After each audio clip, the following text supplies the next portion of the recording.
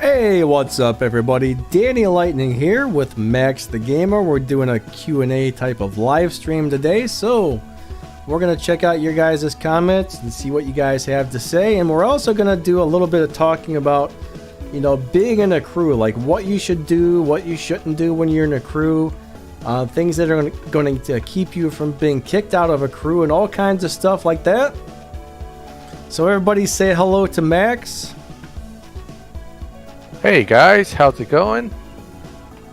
Definitely good here. I see John, Thomas, CSR2 lover. I see David, Real 85.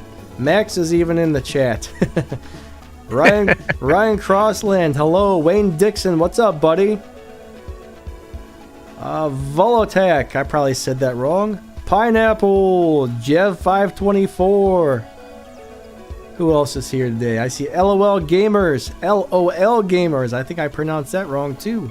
EKT. It's awesome to see you guys. It really is. Savage. Yeah, hello everyone. Alright, so one thing we wanted to start talking about before we get into the Q&A type of thing is being in a crew, guys. There's a lot of people who end up joining crews and getting kicked right back out because they don't really do things correctly. And one thing is, you need to make sure if you're in a crew, alright, you're able to meet that crew's requirements. That's very, very important. Oh yes, the minimum. Very important thing. You don't want to not meet minimum. That's how you're going to get kicked out real quick. And usually before you get to collect the car too. Yeah, most of the time, though, if you don't make the points, they will kick you out on like the very last day, and you will totally miss out on your car, which is a giant bummer when that happens. Yeah, especially if you put in a bunch of effort already and you really just missed it by a hair. It's always good to reach out to your team admins or your team leader, let them know what's going on. And that's another point, right, Danny? You should be part of the chat of any team so you can communicate. Any good team is going to have chat outside of the game because the game chat is actually terrible. I mean, it's a terrible way to communicate with each other. Most crews will have like a line chat or a Discord chat or something, and I mean, I get members in my crew that have real life things going on, like maybe somebody's sick in the hospital, or maybe somebody's going to be out on a cruise ship with no internet for the next 2 weeks. And those are all like really valid reasons to, miss out on the RP for a season. But if you can't communicate that to your crew leaders, they're not going to know, and they're probably going to be like, oh, this guy didn't do nothing this season. Let's boot him on out of there. So communication is extremely important, guys. Absolutely. And a lot of times what happens is, even if you can't make minimum for a particular season, some crews will just let it slide and let you do a low season, and then they'll just keep going. Other crews may say, look, man, you have to be, out of here for a season, but we'll invite you back once you're ready. Again, it's a game. It's a crew game. Everybody has to do their part. So don't feel like they're picking on you if they tell you to step out, because if you're not playing, you shouldn't be in the crew. And you should give the spot to someone who's actually going to be playing. Yeah, I mean, if you're a new member, I understand some new members want to join a really large, really good crew right away, but unfortunately, that's not really ideal unless you're spending a lot of money. Like, I mean, I was in a small crew for almost a year. Actually, my crew I'm in right now eventually grew into a really awesome crew. But like, again, with the whole communication thing, like before we set up a really good communication program, and we started interviewing people before we let them into our crew, but when we just had it open for anybody to join, people would just come in, they would activate our wild cards, they just had no idea, we had no good way to communicate with them. It was a mess until we started actually interviewing members before we let them into the crew, and I was going somewhere with that, and now I have kind of forgotten where I was going. Well, you touched on a really important point, and that is the wild card. Okay, quickest way to get yourself kicked out of a crew, activating the wild card without admin permission. Yep. Nobody likes to wake up in the morning and realize their hard save wild card just got activated by some guy who came in yesterday. we will kick them in an instant. We won't even ask questions. You activated it, you didn't tell us, we didn't ask you to, goodbye. That's it. Okay, that's very big for crew because that's how we make big points.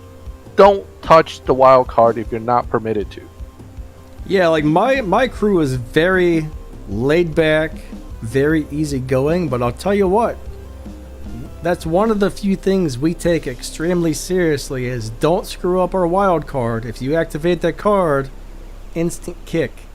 All right, if you start donating, like we only do 70 cards Sunday through Friday, we only do the 70% card. And on Saturdays we do the 150, but if we find somebody's donating to the 30 and we can figure out who it is, we will kick them out because you know what?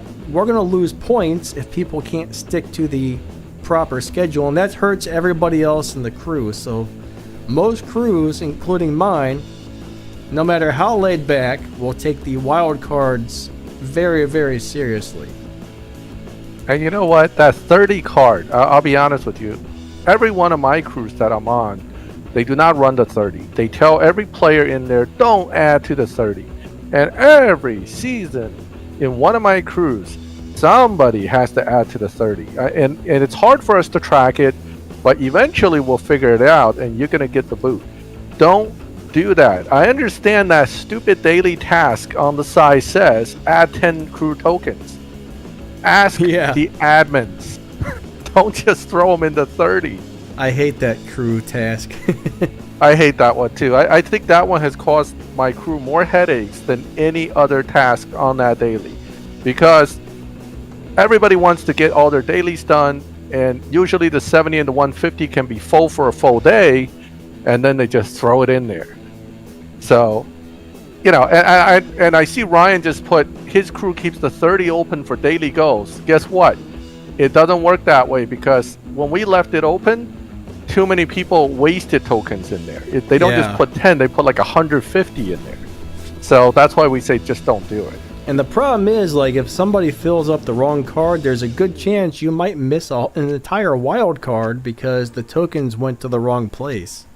Yep, that's correct. And, you know, moving along with the topic here, so a lot of new guys are afraid to ask to join milestone crews. Danny, let's talk about what your crew looks for when somebody applies. How do you guys go through them to decide if you're going to take them on? Well, we only ask a few simple questions, which is how much RP do you make every season? What is your rank? And we also say these are our rules. Do you agree to the rules? And if they say I make X amount of RP, you know, this is my rank, and yes, I agree to your rules, then I say, all right, you do understand that if you screw up our wild card or activate our wild card or don't hit the RP like you're saying you can get, you will be kicked out before you get the car. Do you still want to join? If they say yes, then we say, all right, welcome aboard. We don't ask a whole lot of questions. We just tell them exactly what we're looking for, what we expect of them, and if they agree to it, sweet, they're in. Now, with regard to the ranking and the RP, here's some tips.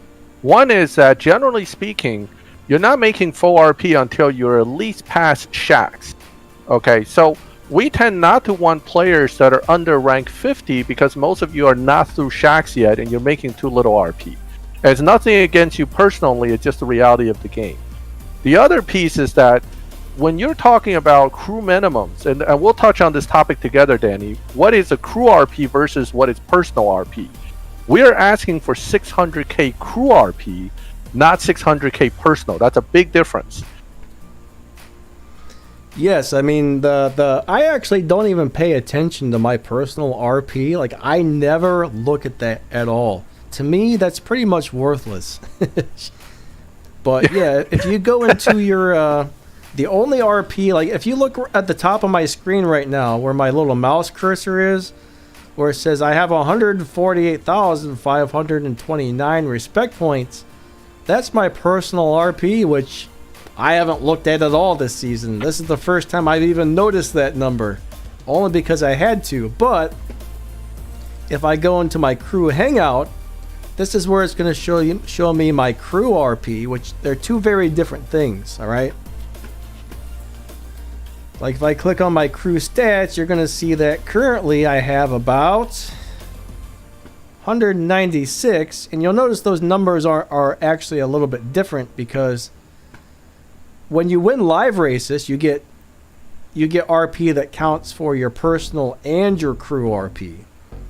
But when you do events where you know it's like on the Showdown, it'll give you like 20,000 RP for getting to a certain amount of trophies, or when you're doing the Prestige Cup, it'll give you big chunks of RP as prizes. Now that's where your crew RP comes in. So generally you're going to have a lot more crew RP than you're going to have personal RP. Exactly, and understanding where you get these RP, the crew bonus RPs, is important. This is what you don't see when you're with a crew that is not a milestone crew, that's not active. You miss out on all these potential free, quote, free crew RP.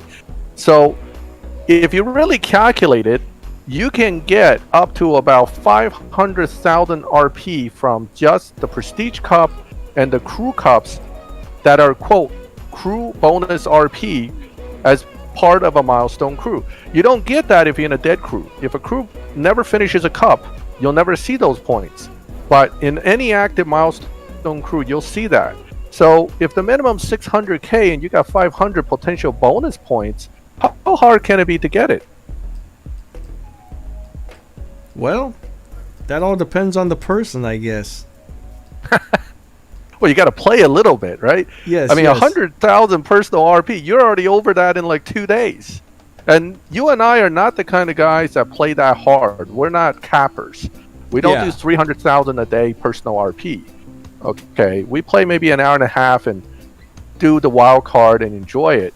So you really don't need to play super hard if you play a little bit smart. And that's part of being a crew, is not only do you play hard to a point, you also play smart and you learn from your other crewmates to maximize these points that you can get. Now, last season, okay, I felt like I barely played at all last season. And I'll tell you what, I ended up with right around 1.4. Alright, I ended up with right around 1.4 million respect points, and I felt like I didn't really play that much.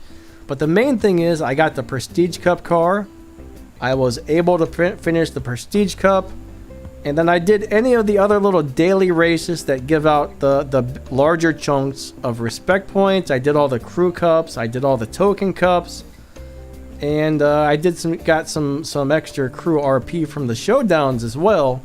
I mean, I think you can make almost 800,000 just from that stuff without live racing at all.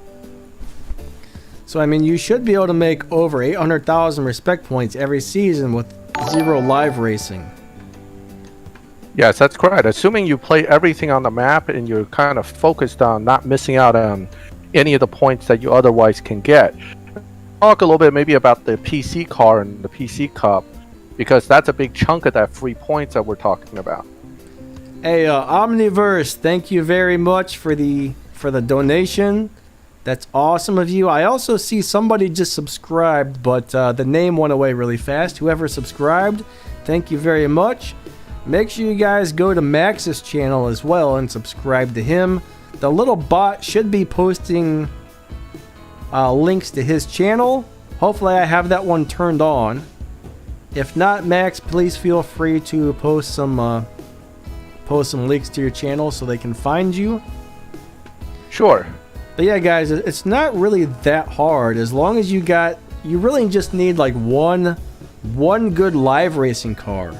Alright, I remember back when I first started playing, I was able to hit 1 million back before I could even finish Prestige Cups. With the Porsche Boxster, the Tier 2 Boxster, I would hit 1 million RP every season. Alright, 1 million crew RP every season just from live racing that little Porsche Boxster. Absolutely.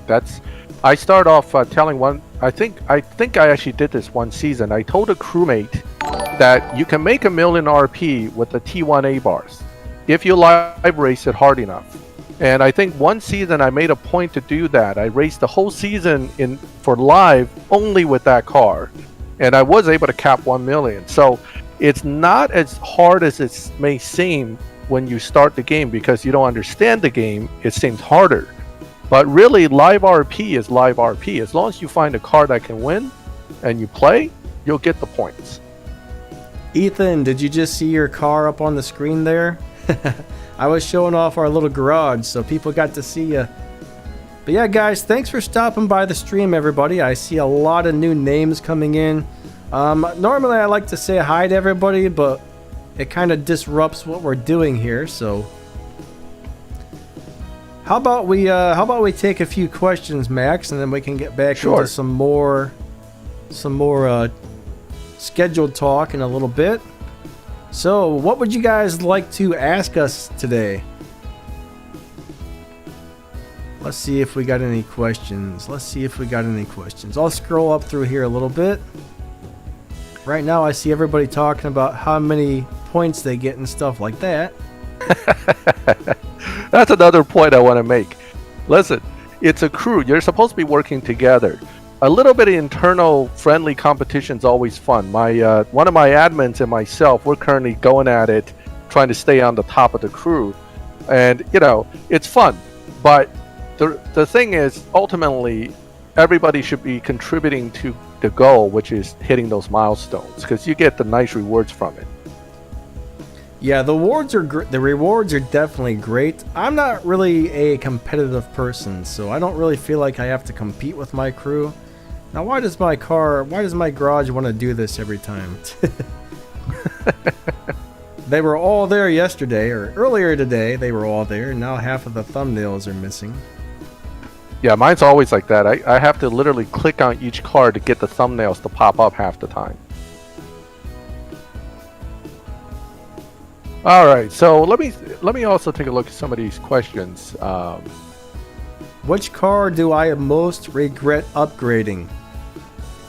Probably the Shaq's car. That or Larry's, whatever that is, that red convertible, the Jaguar convertible. That's not Larry's, that's, what is that thing?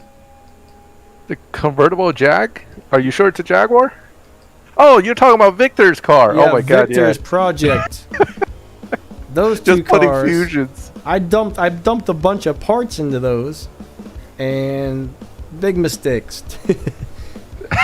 I'll admit, I actually did build Shax's car in the beginning too.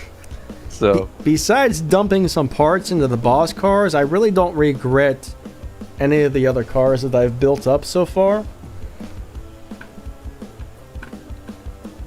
I think someone's asking us to potentially go to the map by the trial cups. I guess, Danny, can you jump out to the map so we can kind of talk a little bit about those trial cups that are available? That'll be $295.95 plus $3,622 for shipping and handling. Just to go out to the map. So whoever it is, you owe me big time now. But what was it we were looking for? The cup, the crew cup. The crew cup. Let's show them the crew cup, yeah. There we go. Okay. Right. There it is, token cup. That's one of them. And crew cups up there. Both are still on the map, actually. Yeah, we got the delay, so... Alright, the crew cup, we got 15 crew tokens and another 25 crew tokens. Plus, this one has 30 silver keys. That's awesome. All you have to do is 3 races, and once your crew does a total of 50 races, you get all these prizes. So, I mean, that's like take you 2 to 3 minutes to pop through one of these each day to get some really nice stuff. 30 silver keys, that's great. That is great. So what was the question about these? I didn't actually see it on the screen. So, I think the question was just the trial cup, I guess. So the crew cup, I want to mention this one while we're looking at the crew cup with the silver keys. If you join a milestone crew, you get about 100 extra silver keys a season between this cup and the milestones. So there is 2 silver key poles right there that you gather up just by being part of a good milestone crew, versus If you're on a crew that cannot finish this cup and cannot get milestones, you don't get those silver keys. So being part of a milestone crew carries so many benefits that you really should look for a milestone crew and join one as soon as you think you're ready. And that's usually right after you finish shacks. What do we think about the Elite Tuners thing? I think that's going to be really, really cool. Unfortunately, I think it's also going to be very expensive. But if you look at this token cup here, guys, look at all this crew RP. That was 3 races. That's what, 20, 22, 30... That's like 30,000 right there. 40, isn't it? 30,000. 30. I suck at math. I am the worst at math, guys. I used to get D's and F's in basic math class. I'm dyslexic, so I see words backwards and sideways, and trying to actually read some numbers really messes me up. But yeah, I mean, 3 races, that's like 3 minutes out of your day, if even that, to get 30,000 respect points. That's huge. That's huge. Yep. And this one didn't even require a specific car. You could have raced that with any car. Exactly. Easy. Exactly. And this one's really good because, you can use any car and it's easy. So you can't beat that. And, oh, I didn't finish the prize cup yet. Crap, I got to do that later. Check out this prize cup. Man, I'm slacking today. So we got all these keys. Look at this. I mean, 50 races sucks. That's a lot of freaking races. You come out here and hit 50. That takes all damn day. Excuse my language there. Sometimes something slips out. But right now the videos aren't working very well to get more gas. So yeah, that's killing me right now. The lack of gas videos. I could have swore. But yeah, there's a lot of keys. I could have swore I did 25 on this yesterday. I was expecting to only have to do the other half today. Maybe my brain is broken, but yeah, that's a lot of keys just for 50 races. Plus, they give you several days to take care of it. So, I mean, you could do like 10 or 20 of these a day and get through it in a few days, which is sweet. So there's for those who has the Gamera, I'll give you a quick tip. I use the Gamera for this cup because all you have to do is launch it, and then it's done. Because it's one of those cars that have a really long gear, so you don't have to shift. Made that 50 races a lot more tolerable. Guys, I have no idea what car I'm going to be racing here, but I'm going to go ahead and do this. Alright, check it out. These daily battles are really nice too. Sometimes these even give away keys and little chunks of RP and who knows what. And I think I just lost. Hey, somehow I won. Alright, cool. But yeah, you guys should do these every chance you get. Like every couple hours you can do one of these little battles. And sometimes the prizes are really nice. For about a minute out of my day right there, I just got a crappy green fusion part. I was hoping it was keys or something nice. So I could be like, look, you got something nice. But yeah, sometimes it's not. Sometimes it is. But I think you can do these every 4 hours. Yeah, sometimes it gives you like 50 gold. Sometimes it'll give you some silver keys. I always run these when they pop up. It's definitely worth doing. Are you gonna look at your restriction trial? Because I see people asking about that. Let's go ahead and check that one out. So this one, you have to have a tier 4 car without an intake. And that's another thing I still need to do today. This morning we had a wild card, so I did a whole bunch of wild card racing this morning, and now I got to finish the rest of this stuff after our live stream ends. But yeah, we got 25 silver keys, 125 bronze, and another 75 bronze for doing 15 races. I'm not sure what they were asking about this, but yeah, restriction trials are very, very nice. All this little daily stuff. Normally, I wake up early and I knock this stuff out first thing in the morning, but today I didn't do that. Like, normally I would have ran through my restriction trial, and I would have ran through my, like, token cup or crew cup or whatever if it was on the board, and got that out of the way, and then the rest of the day I would just have time for live racing and showdowns. But this morning I woke up a little later than normal, and I didn't actually get around to doing some of that extra stuff. The thing about the restriction trial is you get them randomly which tier you get. So for example, Denny has tier 4 today. For mine, I had one that was tier 5, one that was tier 1, and one that was tier 4. So it really depends on your account. It's kind of random. But you should always prepare a few cars if you have some ready just for these trials. And over time, you'll notice the same patterns. And I just grab whatever car in that tier I have already set up, and I can just boom, jump right in. You know what, Max? I'm getting my garage ready to show these guys that exact thing right now. Cool. So, right here we've got this tier 1 Volkswagen Golf GTI.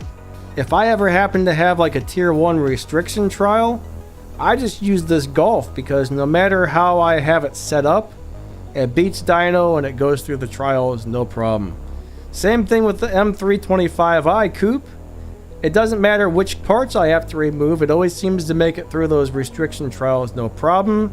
The tier 3 Ford Mustang GT Premium, always, I mean, I can remove any part, still no problem making it. Same thing with the F-Type all-wheel drive coupe and the F12 Berlinetta. Alright, that's the car from each tier I have set up just for those restriction trials. And the thing is, I normally keep the tune stock. I don't even have to change the tune.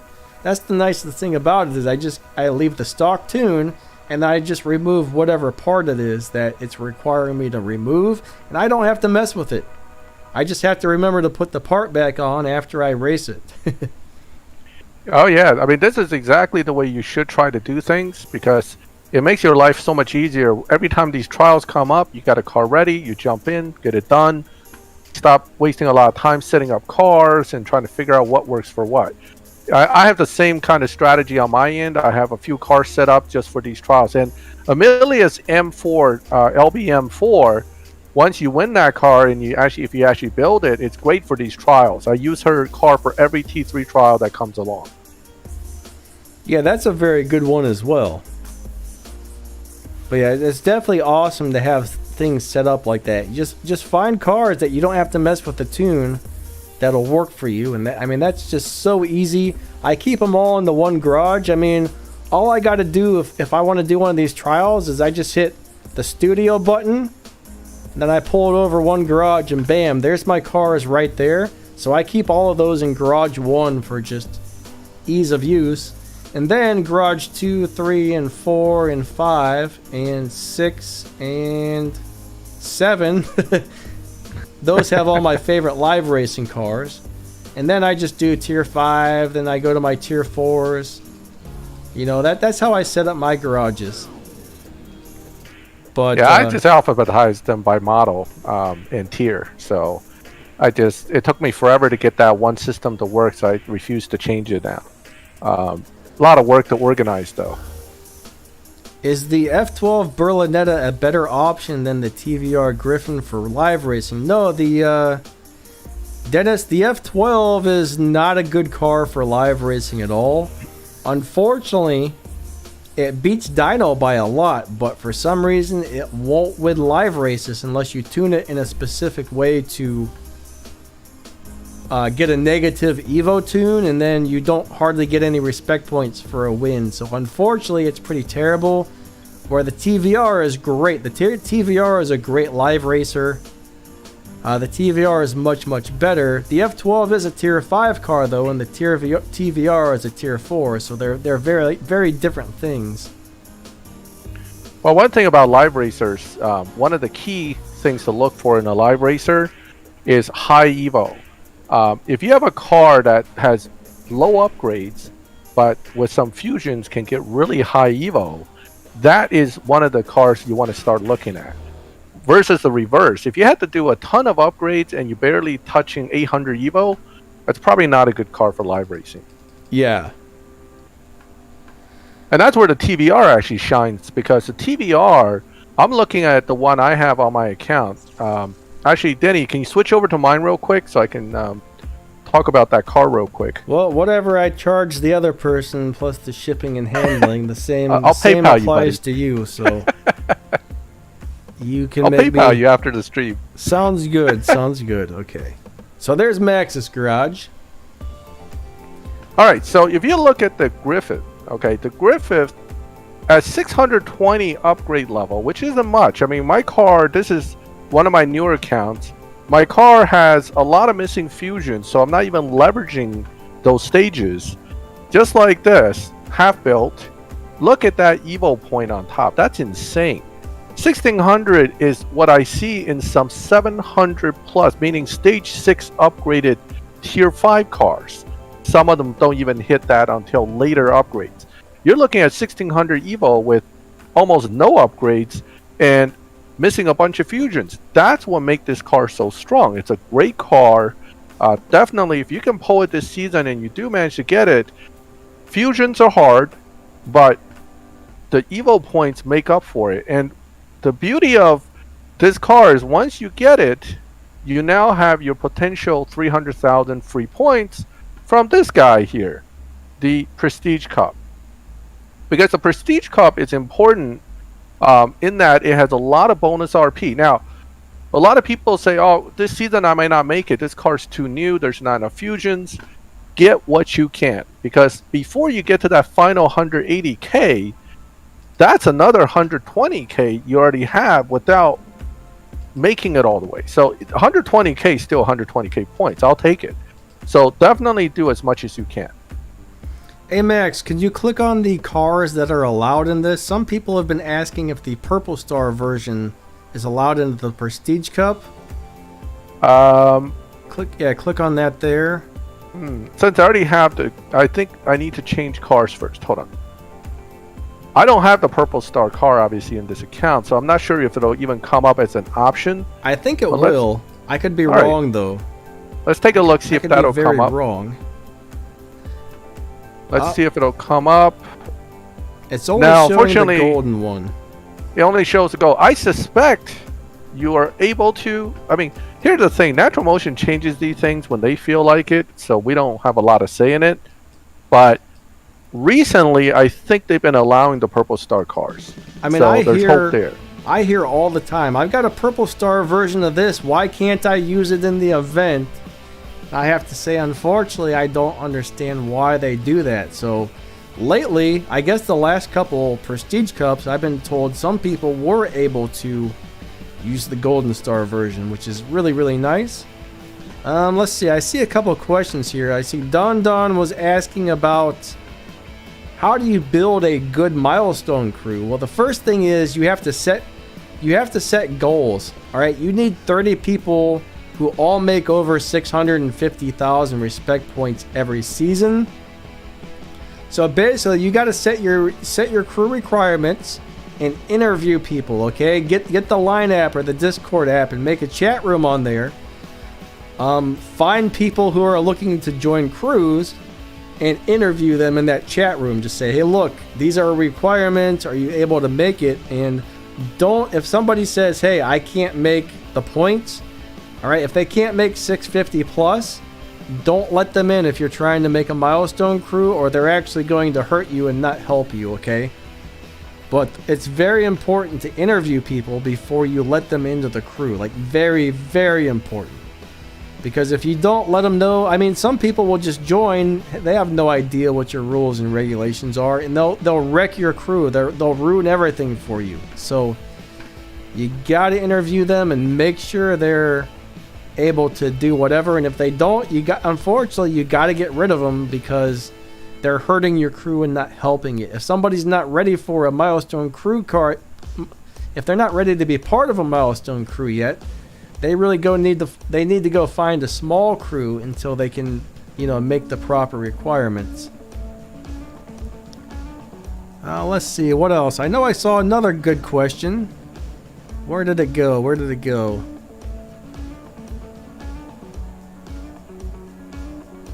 Let's see, can you get something out of it without fusion parts and stage 6 parts, since it's hard to get them?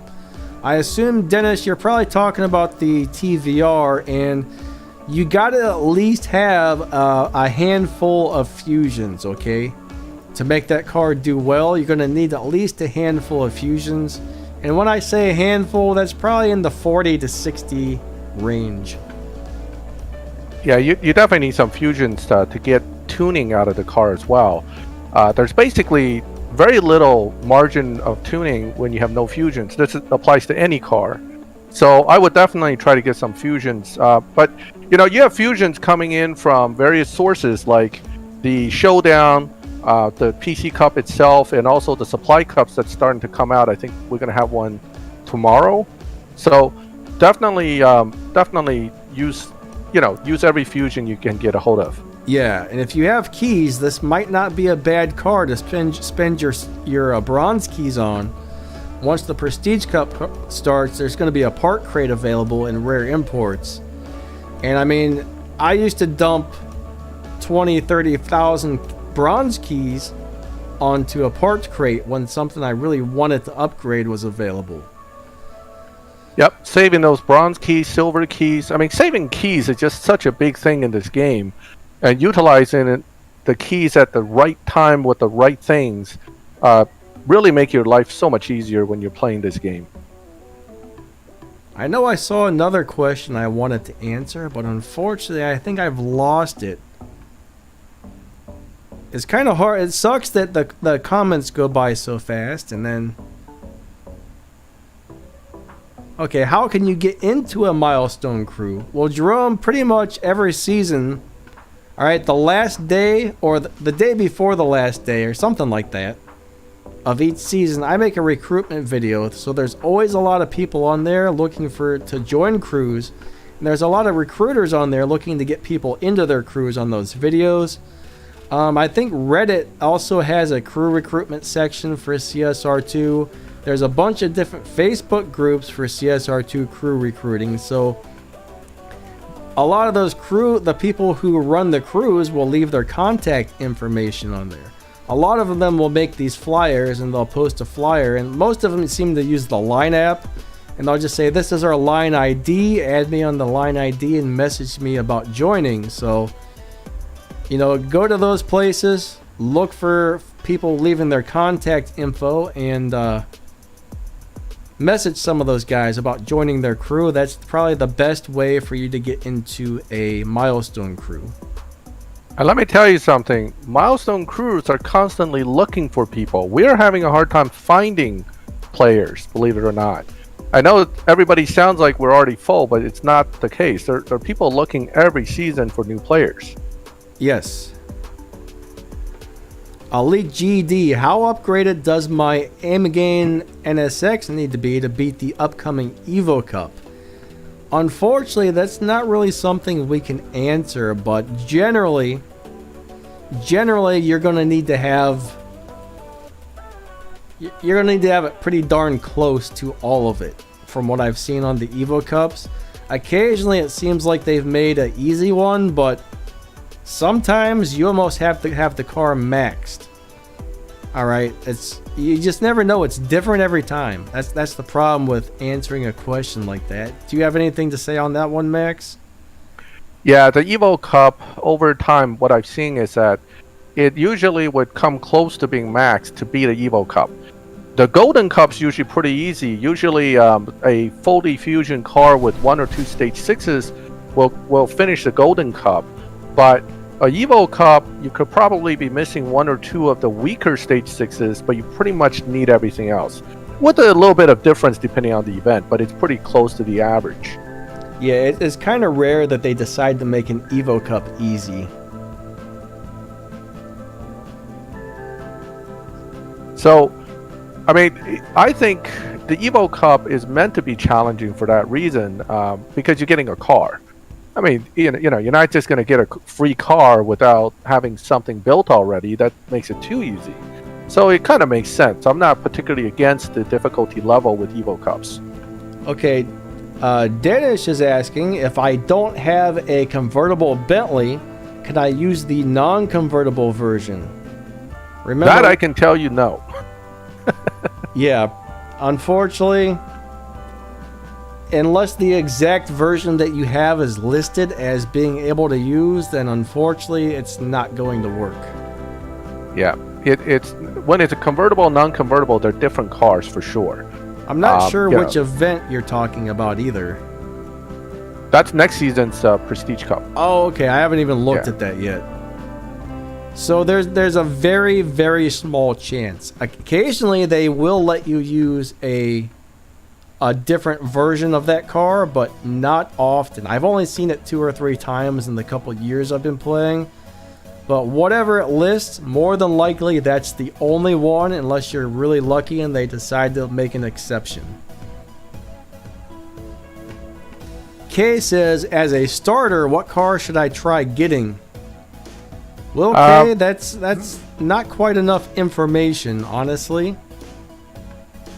Because there's different tier cars, it depends on what you're trying to get the car for one thing.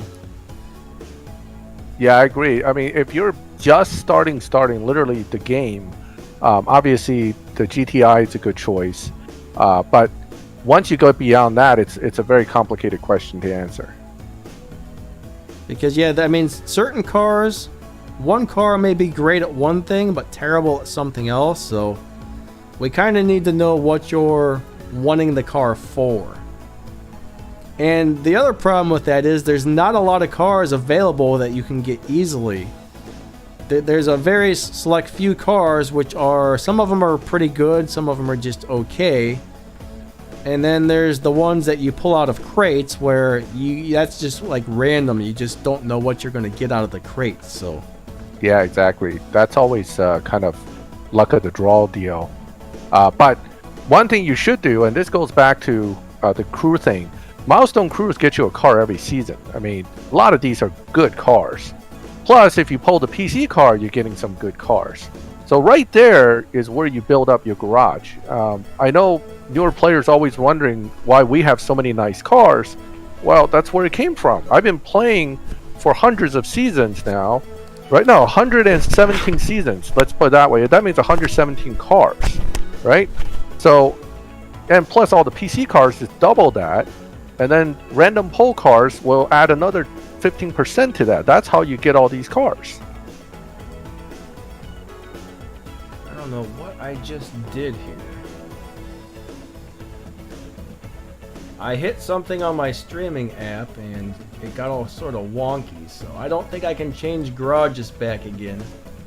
I don't want to mess something up, so I'm not going to touch this. So we're stuck on Max's garage for the rest of the stream, guys. Just to make I'll sure just I keep don't on doing end it some or racing to keep things interesting, so I don't have too stale a screen for you guys. All right, Thomas, it's nice racing with you. I'm going to give LOL Gamer a shot here while we answer questions, so we can keep some activity going while we're looking at the questions. Let's see. Terry Butcher says modders are ruining this game. Well, modders should not be playing live racing or showdowns or anything like that. It's one thing to have a modded account so we can show people, shift patterns and tunes and stuff like that, but anybody who has a modded account, in my opinion, really has no business playing the game with it at all, except for instructional purpose videos, like for their YouTube channel or something. And even then, like me and Max both have modded accounts, and I'll tell you what, you will never see my modded account on a live race or a showdown or anything. Because yeah, the cheaters are terrible in my opinion. I hate the cheaters, I hate the modders, depending on what they're doing with it, I guess. I mean, I don't... Yeah, there are a lot of that going on, especially with some of these competitive events like Showdown. You got these guys with the magical cars. That's not right. Yeah, I mean, when guys are actually adding fusion parts to their cars to make their cars faster so they can beat everybody, that's terrible. Then you have these guys that are running the scripts to where they'll actually steal your trophies on Showdown. Whether they win or lose the race, they'll still take the trophies from you. So there's a lot of dirty stuff going on out there, unfortunately.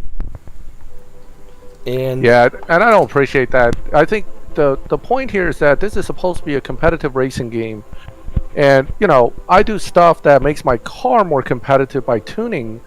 But I won't let a computer shift for me. I won't add fusions. I won't do any of that kind of stuff that basically makes it a non-competitive game in the sense that you're just cheating your way through to a win. That's not fun. Yeah. You're not really learning anything either. Yeah, and I mean, like Max said, a lot of those guys, they actually have programs that will shift the car exactly perfectly so they can get a perfect run every single time. That, I don't like that either. Like, I wouldn't even do that for one of my videos. I mean, that's one of the reasons, like, I never quite hit the world record times when I make a shift pattern. Even if I figured out the same exact pattern, I don't hit the record time because I don't have a program that's set to give me the exact perfect everything. You know what I mean? Exactly. And I mean, we run into more hackers mostly in Showdown. I think less so in, I mean, regular live. It's not as common, but not as much anymore. You're right. Yeah.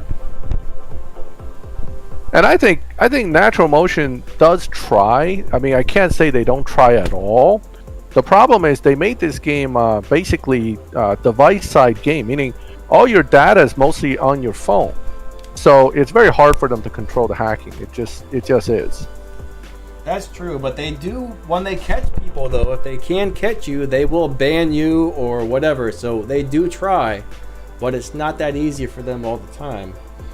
Yeah. The worst thing is though, some players will get banned for using glitches that will, oh, there's a glitch in the game, and all of a sudden if Natural Motion's like, oh, we found out this player has been taking advantage of this glitch, they consider that cheating, and unfortunately you'll get banned for that as well. So, all right, if you have a modded account, don't go into any type of live type racing with it.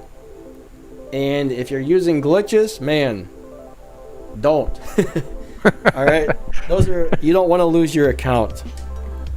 All right, Max, so, I'm about to my throat's real dry. I need to grab some water, so I will be back in just a minute, guys. I will let Max entertain you guys for the next couple of minutes. All right.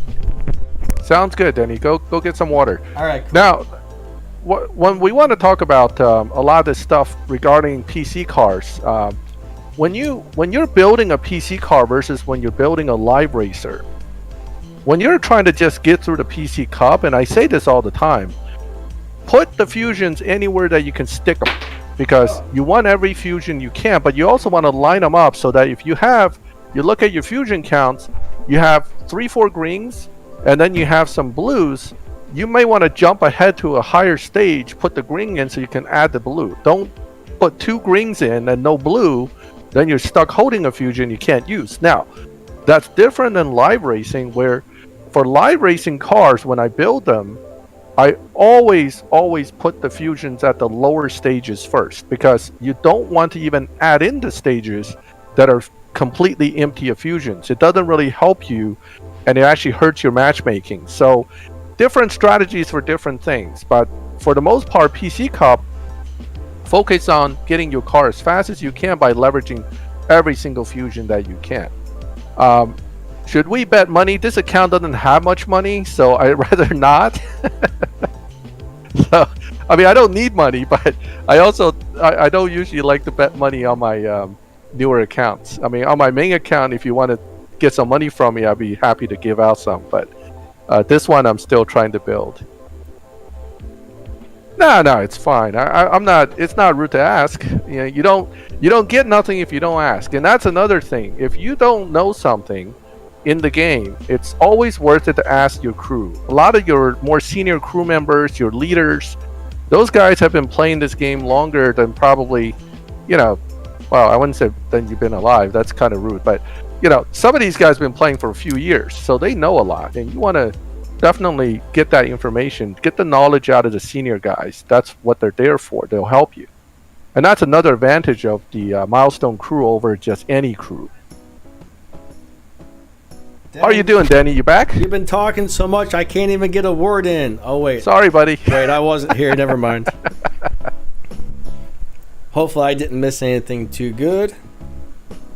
But yeah, I had to I get was some just water. talking a little bit about talking to your older members for information. Oh, that's cool. That's definitely a good thing to do. There's a lot of, if you guys have members in your crew that have been around for a long time, that can be a giant help, and that's another reason you should be in some sort of chat room with your crew as well. Because I forgot if it's my turn to win. I hate when that happens. It's so hard to live stream and remember what you were doing.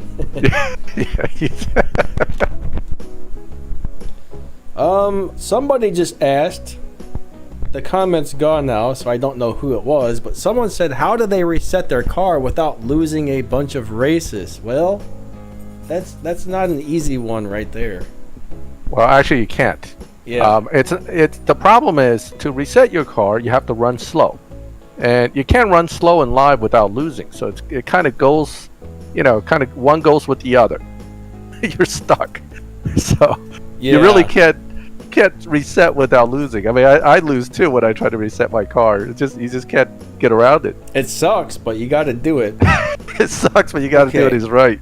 Robert wants to know why he can't strip or sell his LB NSX car. Did you use that car to get the elite license, Robert, or does the car have purple stars? Generally, those are the only two reasons you can't sell a car, but if it has purple stars, for some reason they will not allow you to sell it. And if you use the car to get the elite license and you made it elite, you cannot sell it either. So I'm guessing that's probably one of the two reasons why you can't strip or sell your car. But I'll tell you what, I think we talked about this last stream though. You always want to make sure you keep one of everything. Never sell a car, even if you don't like it, unless you have another one, because you never know when that car is going to come up for an event or something. And it's much better just to keep a car you don't like than have to spend, potentially 750 silver keys on it 3 seasons from now. Oh yeah. Don't strip cars unless you have duplicates. Unless it's a no-star car, you can strip those. I mean, I strip those for fusions, but any car you get that has stars, definitely hold on to it. Not being able to strip purple star cars is just an NM natural motion thing. They just don't want you to strip them because they're that rare. Even if they suck, they're still rare. Can you ever run out of garages? I don't think so. I don't think you will ever run out of garages. Can you reset a car by swapping? Yes, as long as you're running slower than your dyno time, Thomas. If you're running slower than your dyno, it doesn't actually matter if you win or lose, but you should be able to reset a car. If you do, say you swap with somebody for 20 or 30 races, and every single race you run, I don't know, maybe 0.2 of a second slower than your dyno, I'm pretty sure that'll reset it, right, Max? What do you think? That's correct. You can absolutely reset a car over time doing that. I've never tried that, but I've heard a lot of people say that works. It does work. I've tried it, and I've actually verified that it does work. I need to start doing that to reset mine, because I get tired of losing, 10 or 20 in a row. You got to find a partner that's on board with your idea, though. I mean, True. One of the problem is I get guys pushing me on my win runs, and I can't slow down. Yeah, yeah. That's an issue. If you purposely lose the first race, more than likely, as long as they're an honest swapper, they'll say, okay, this guy's car is slow, and then they'll make sure to run slower than you on your second race, as long as you run a similar time. Like, generally, if I want to lose a race, I just don't hit my nitrous. Most of the time, that's enough to, on most cars, but not all cars, generally, that's enough just to run slower than your dyno right there. So if you do that on the first time, when it's your turn to win, hopefully the guy will intentionally just run slower than you. Right. I mean, again, if you're racing with a crew member, that makes it a lot easier because, you can kind of talk and make sure you run slow so I can get my car reset. So that it's just a matter of communication. That goes back to the whole communication thing. Yeah.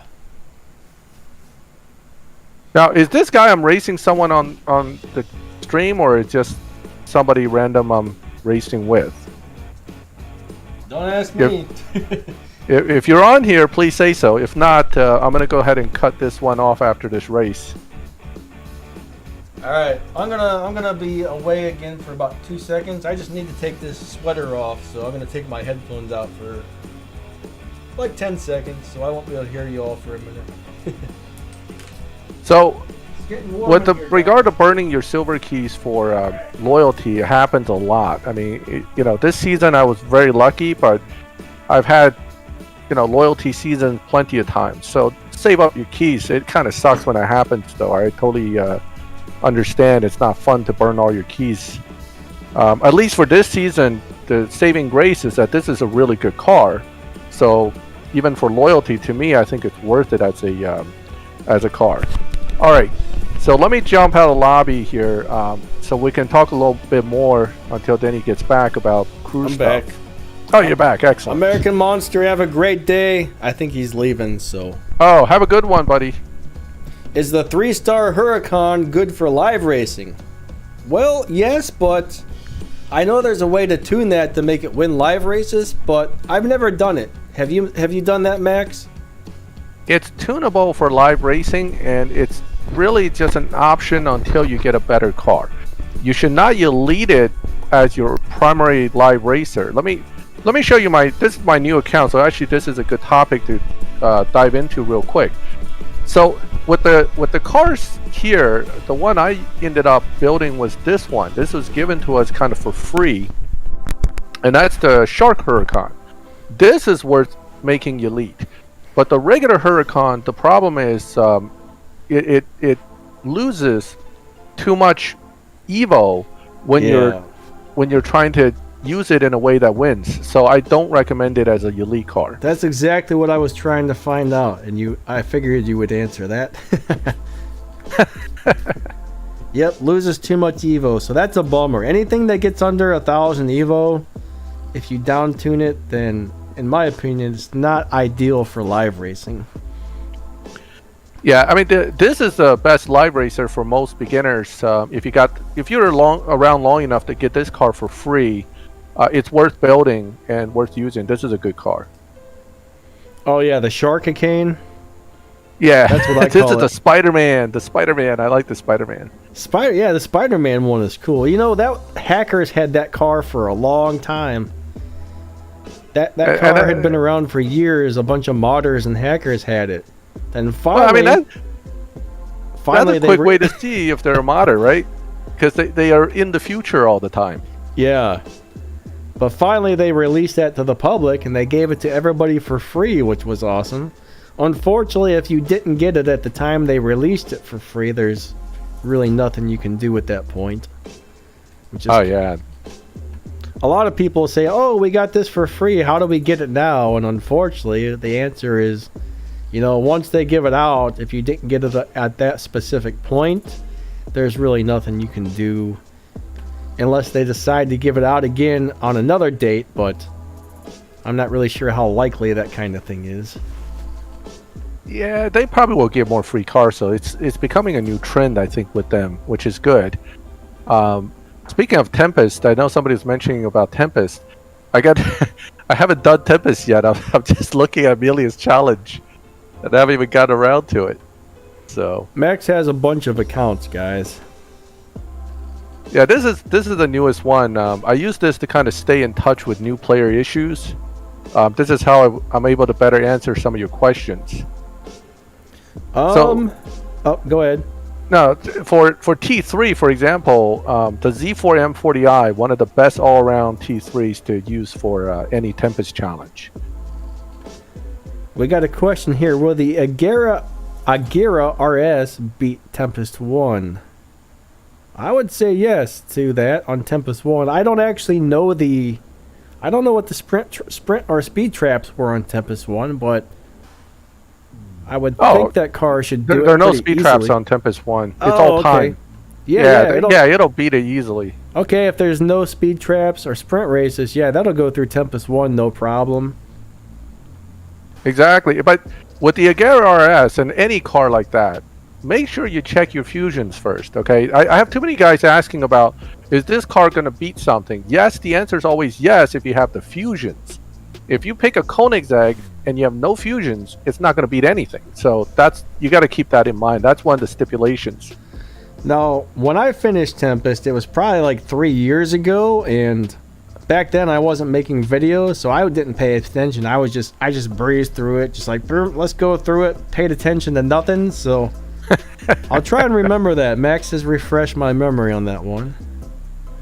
Oh, is Larry's Spano GT good enough for Tempest 2? I'm not 100% sure, but my guess would be no. Do you know much about that one, Max? All right, let's put it this way. By the time I got Larry Spano fast enough to beat Larry himself, it was almost a year after I got Larry Spano. So, just, it's not that useful. That car is very hard to get parts for one. Oh, it's ridiculously hard. It really is. And it's not a fast car either. So I'd say no. Let's not push that car for any other Tempest activities.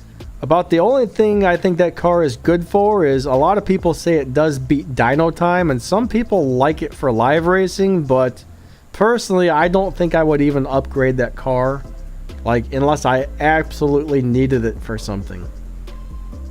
Yeah. I mean, again, with a lot of these, you shouldn't upgrade them until you think you'll need them, or you know that you have the fusions for them and the parts for them. I usually wait too. I don't upgrade everything that I have. It just costs you too much.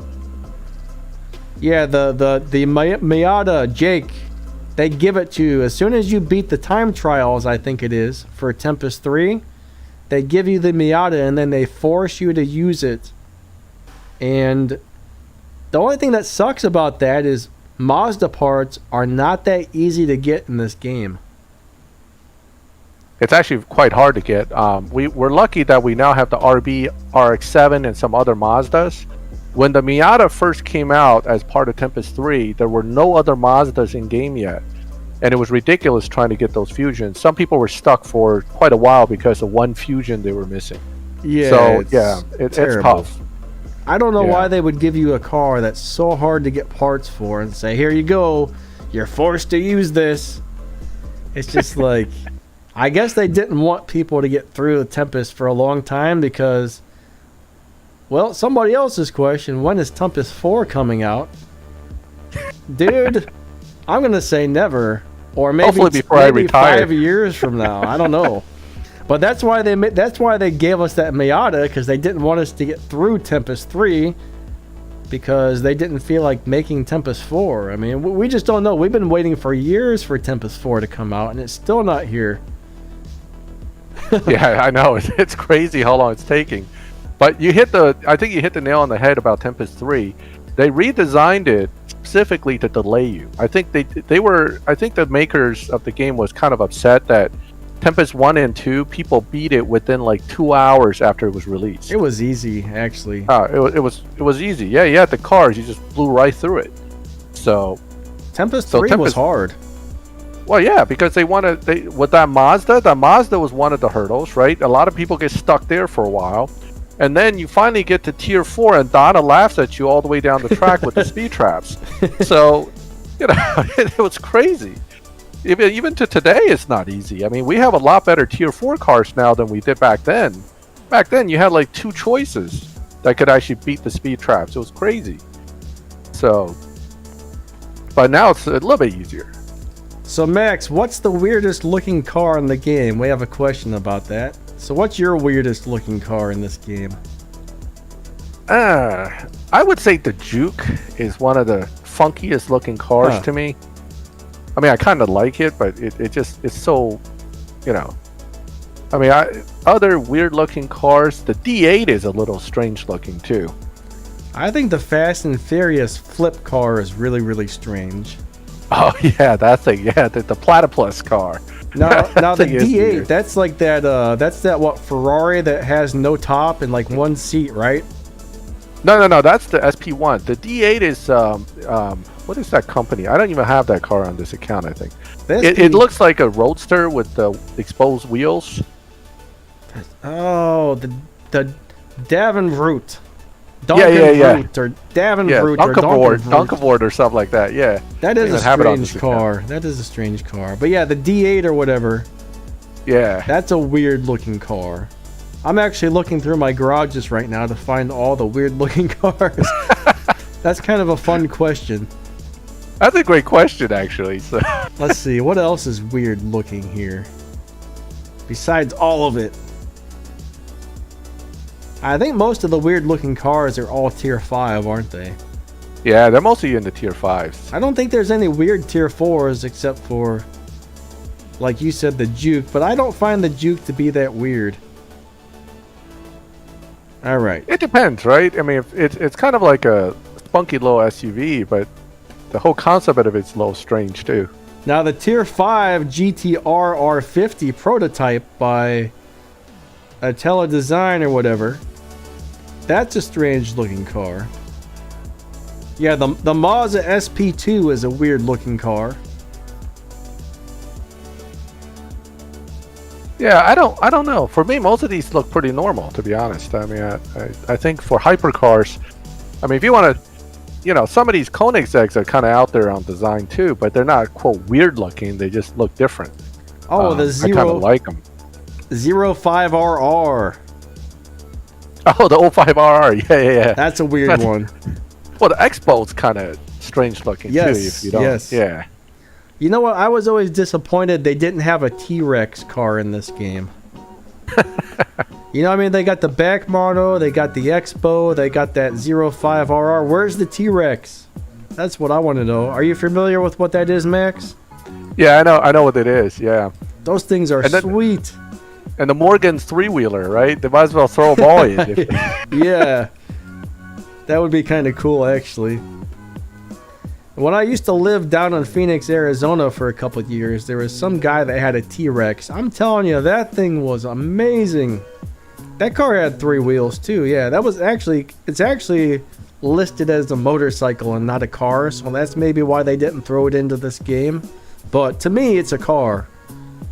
Oh yeah, I think they put it as 3 wheels to avoid the car crash rules for our what do they call it? The DOT, Department of Transportation rules. Yeah, you got a good point there. That very well could have been why they did that. But to me, that's a car. That's not a motorcycle. Well, yeah, that newest car, the Zerono, that looks kind of strange to me too. Yeah, it is a little weird, actually. Right? It's like a combination of too many hypercars all squashed into one car. I was kind of looking at that the other day, and it's not as fast as I was thinking it was going to be. I think it was like a 7.8 car or something like that. Wow, it's kind of slow nowadays, actually. If I remember correctly, that's what it was. I could be wrong, though. I could be wrong, but that's what I remember seeing was a 7.8 on the dyno. I don't know if it actually beat the dyno or not, but I'm actually not on that account. I'm not on the account that has that, so I'm too lazy to switch here. You know what? Let me go ahead and open up the other one. We're going to find out real fast. All right. We'll find out exactly how fast that car is on the dyno. I haven't figured out a shift pattern for it yet, so I don't know if it's going to beat dyno or not. I kind of have this weird feeling that it's not going to be a dyno beater. But that's just a guess, so don't quote me on that, guys. We're back on that key. Yeah. Someone's asking something about the F-150. No tilt. Let's try and find the actual question about that.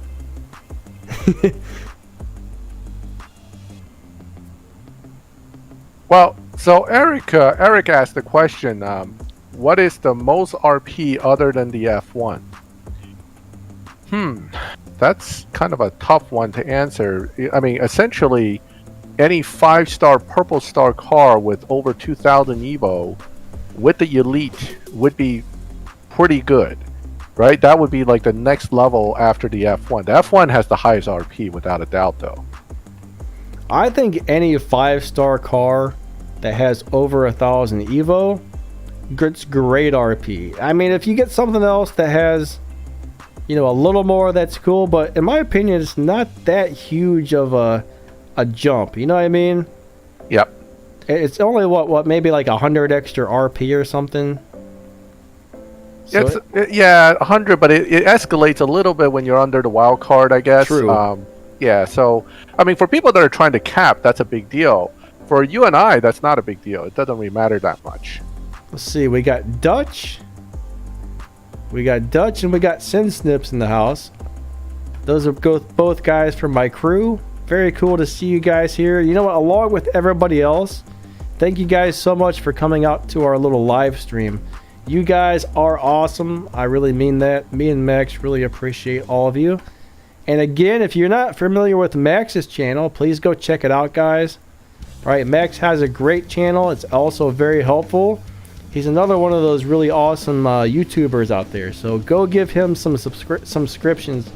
Give him some subs. Hopefully I said it right this time. Thank you, Denny. Appreciate it. All right. Dyno time on this guy is okay, it's a 7.651 for the Zerano or whatever. That's the dyno, okay? 7.651. Oh, did you switch to your account yet? I think I'm still seeing mine on the screen. No, I messed up. I hit something on my streaming software that took me into a really weird screen, and I don't know how to get out of it, so I'm scared that okay. I don't have the option to switch screens right now because I'm scared I'll end the stream if I tried to get out of it, and it said, "Are you sure you want to do this while you're live?" And I said, "No." So I figure I better not mess with it, or we might lose the stream, so... Well, then I'm going to go ahead and keep racing some people just to keep some action going on here. Looks like I just finished. So I took this spider out to the live. What is my dyno? It is probably around 10.7, 10.8 on this Spider-Man.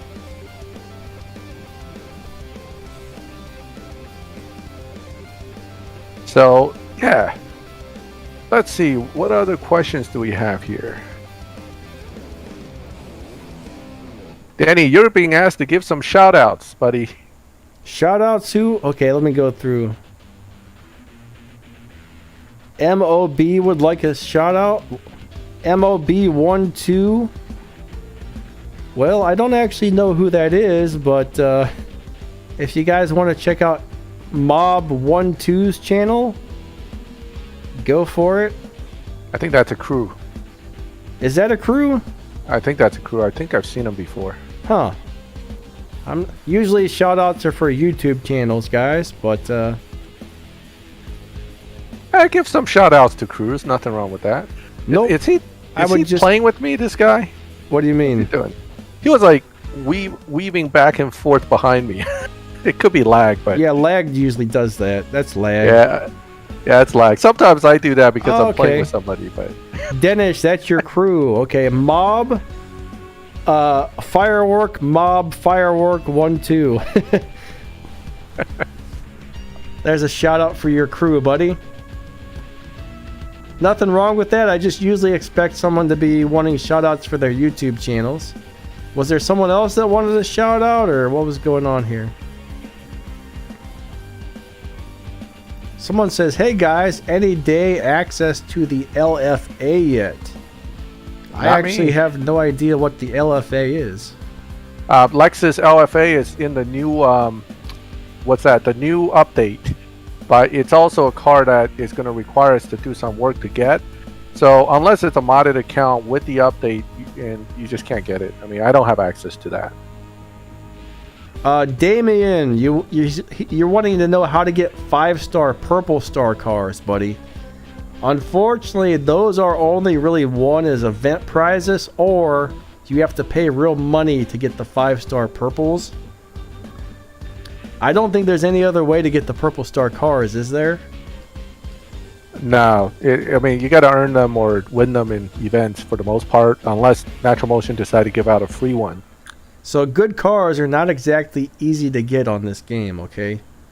It takes a really long time. If you're not a money spender, if you're like me, it'll take you a good 6, 7, 8 months to really start acquiring some really nice stuff. And hardly anything that I have has purple stars, except for the things I've won from like Showdown prizes by hitting the milestone mark on the Showdowns or some sort of event that they had. Yep. So HD Frost is asking a question about what are some good cars to elite. All right, so that's a good question. That's kind of hard to answer in a short answer. But it should be the live car you use the most. That's the one you should elite because you want to leverage that extra 10%. That's the RP. LOL. I mean, Danny, would you agree? Yeah, I would agree. pretty much, I would say that sounds about right. Yeah, I mean, that's the real benefit of Elite is that 10% RP bonus. Unless you're which talking. incidentally, Wait a second. Yeah. Are we sure he was talking about Elite as far as that, or the Elite Customs? See, that's another thing. We gotta figure out what. Now we're confused. Yeah. Were you talking about making a car Elite for the license, or were you talking about upgrading an Elite Customs car? So actually, that's something we're gonna have to get specifics on from now on, because I'm surprised they named two things in the game the same name, but they're different. You know what I mean? Yeah, it's confusing. LOL Gamer, buddy. Shout out. Everybody check out LOL Gamer's channel.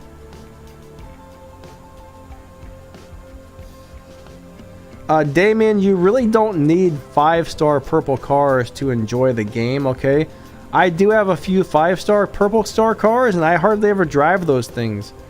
Honestly, I love my tier 4 golden star cars more than I like my tier 5 cars, which is really weird. But my favorite cars to live race with are definitely the tier 4s. Elite Tuners.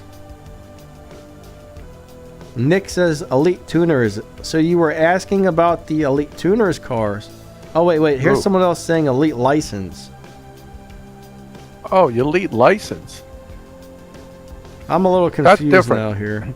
So Elite License is what we're talking about earlier, Danny. It's the one that gives you a car that can no longer be used in Tempest, but gets a 10% RP bonus. And that 10% RP bonus can be pretty big, because if you're already making, for example, 1200 RP, that's an extra 120, which is equivalent to an extra regulation race every race. Yeah, so Elite can be 3 things, I guess. I know, it's everything now. It's crazy. So it could be Elite bonus, it could be the Elite Tuners, it could be just you leading a car. It confuses the hell out of me too. I'm lost. So, but this Elite bonus, we're looking at it right now. I have it on the screen. That's what you're talking about. That 10%. Dennis, yeah, the Bugatti Bolide, or however you say it, that's going to be probably the main prize for the Bugatti event. You're probably going to need a crap load of paid Bugattis plus the regular ones as well to win that Bolide. I might be saying that wrong. I think I saw a chart on that. I'm not going to say this information is 100% correct, but I saw a chart. It listed basically some of the already used Bugatti event cars plus one new one you're going to have to buy. So even if you had all the Bugatti event cars, it looks like you're going to have to buy one more. Now, I will say a couple of those paid Bugattis are sweet cars, guys. I don't own any of the paid ones, but some of those are really, really nice. So the other day, someone was asking me, oh, I got a $20 gift card for this or that. Should I wait for the Bugatti event, or should I buy something that's up there right now? Well, if you got $20 to spend, there's a couple of those Bugattis coming up that are very, very, very nice to have.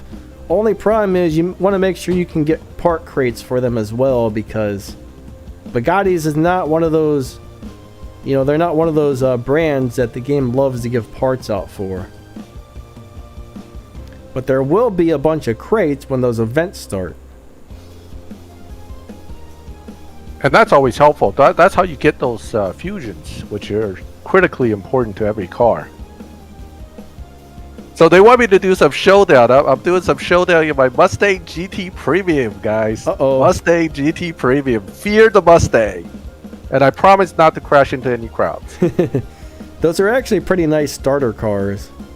They are. They are. Actually, it's a good car. I think I beat Tempest 1 with that. Maybe Tempest 2 as well. You can actually beat 3 with it. Really? Yep. Nice. If it's nice. Fully maxed, it's one of the options. Why didn't they bring the Lambo Gran Turismo? Don't think they didn't. You'd be surprised. They're going to end up adding that car sooner or later. Natural Motion's pretty on top of it as far as getting new cars into their system. It just may not be released right away. Whoops. But expect all these new crazy Lambos and stuff to get into the game sooner or later. How do you not get kicked out of a crew? Jerome, you got to follow all of their rules. You got to know the crew's requirements, know what they expect you to do with the wild cards, and all kinds of stuff like that. Don't activate their wild cards. Make sure you're donating to the wild card that needs donated to. Make sure you hit the RP requirements, and make sure you are very nice and not rude and mean to the people in your crew. And usually if you follow those couple of things right there, I mean, we kind of went into a lot more details about this at the beginning of this video. But those are like that's like a main quick rundown of how not to get kicked out of your crew, I guess. Oh yeah, I think you got most of the points. Oh, what's that? Was that in SXR that just trashed me? Yes, it is. So I just heard the little Streamlabs thing make a sound. Somebody subscribed or made a donation or something. Whatever that was, thank you, whoever it was. I really appreciate that. The little thing's not popping up, so I don't know what just happened, but I did hear the notification. I appreciate everybody who watched the videos, but it's very important to YouTubers for people to, like the videos, subscribe and stuff like that. It really helps their accounts out, so that's why I say make sure you guys go check out Maxthegamer as well. Give him some subs. That's another reason you always see people say please like and subscribe at the beginning of their videos, because a lot of the times if there's not something there to remind people, they actually totally forget to like or subscribe. Yeah, it happens. And then YouTube doesn't put you as an important YouTuber because your stuff's not well liked. It's just the algorithm they use. That's why we ask. It's not because you're doing us a big favor, but it also is because we're kind of stuck with the system, so we have to ask. I'm not really sure what just happened on my stream here, but my thing is way off all of a sudden. I gotta refresh the page because. All right. I mean, I'm still seeing that it's running okay. Oh wait, now it's working. No. Like okay. For some reason, my stream was way behind. I guess I just had to grab the little progress bar, I guess you call it, and pull it over to the right. That's never happened before. That's weird. I must have accidentally clicked on the bar and put the stream back a few minutes or something. But we're all good now. Well, you're the technical guy here. If I was running this stream, we would have crashed already. So, so I'm happy that you're managing that. It looks like I just got beat by a Porsche that looks like it was straight out of the junkyard. So oh man. Yeah, you got the fire special Porsche beating you up over there. Rummage sale fire special. Those aren't supposed to beat you.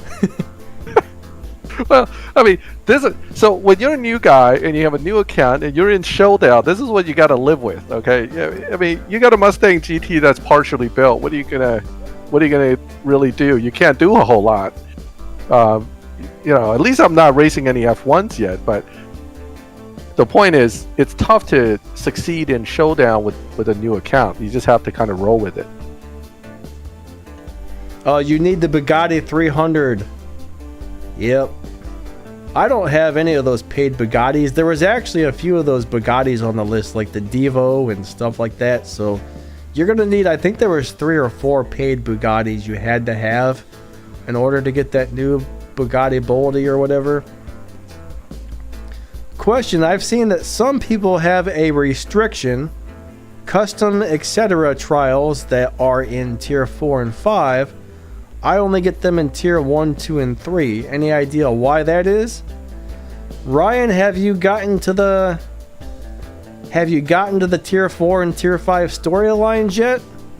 That's the only thing that I can think of, is if you haven't made it to the storylines for tier 4 or tier 5, you won't get those yet. I'm not sure why else that would be. Yeah, that's what I think would be the reason too.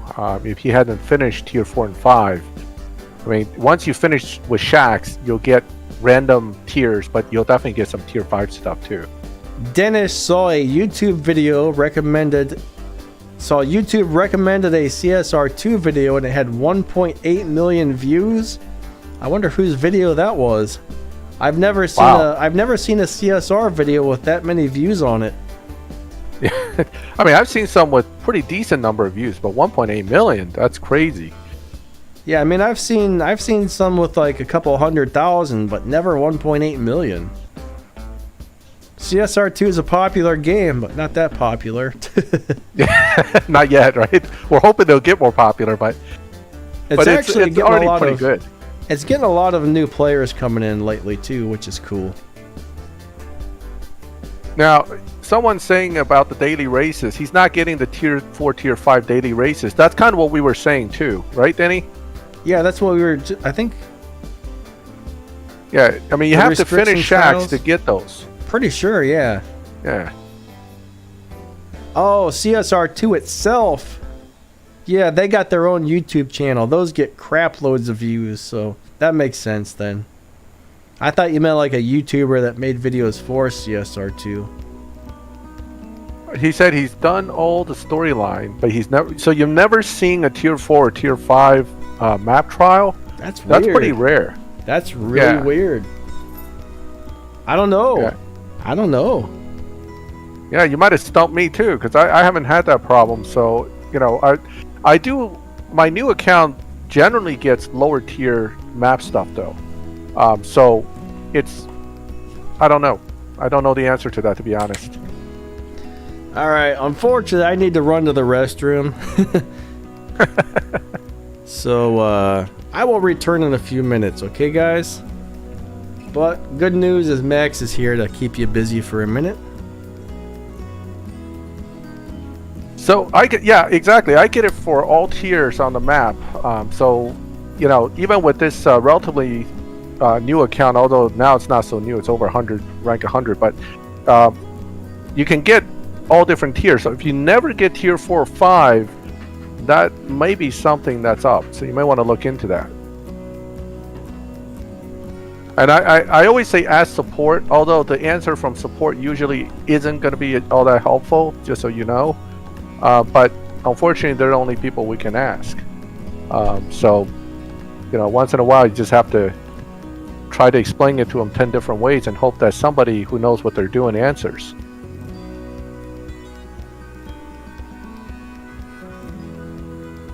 Am I looking forward to the elite trials? No. I never look forward to anything involving elite tokens because they're so hard to get. And, you know, it's a very time-consuming thing, whether it's Legends tokens or elite tokens. It keeps us playing, so I understand why they do it, but I don't look forward to it.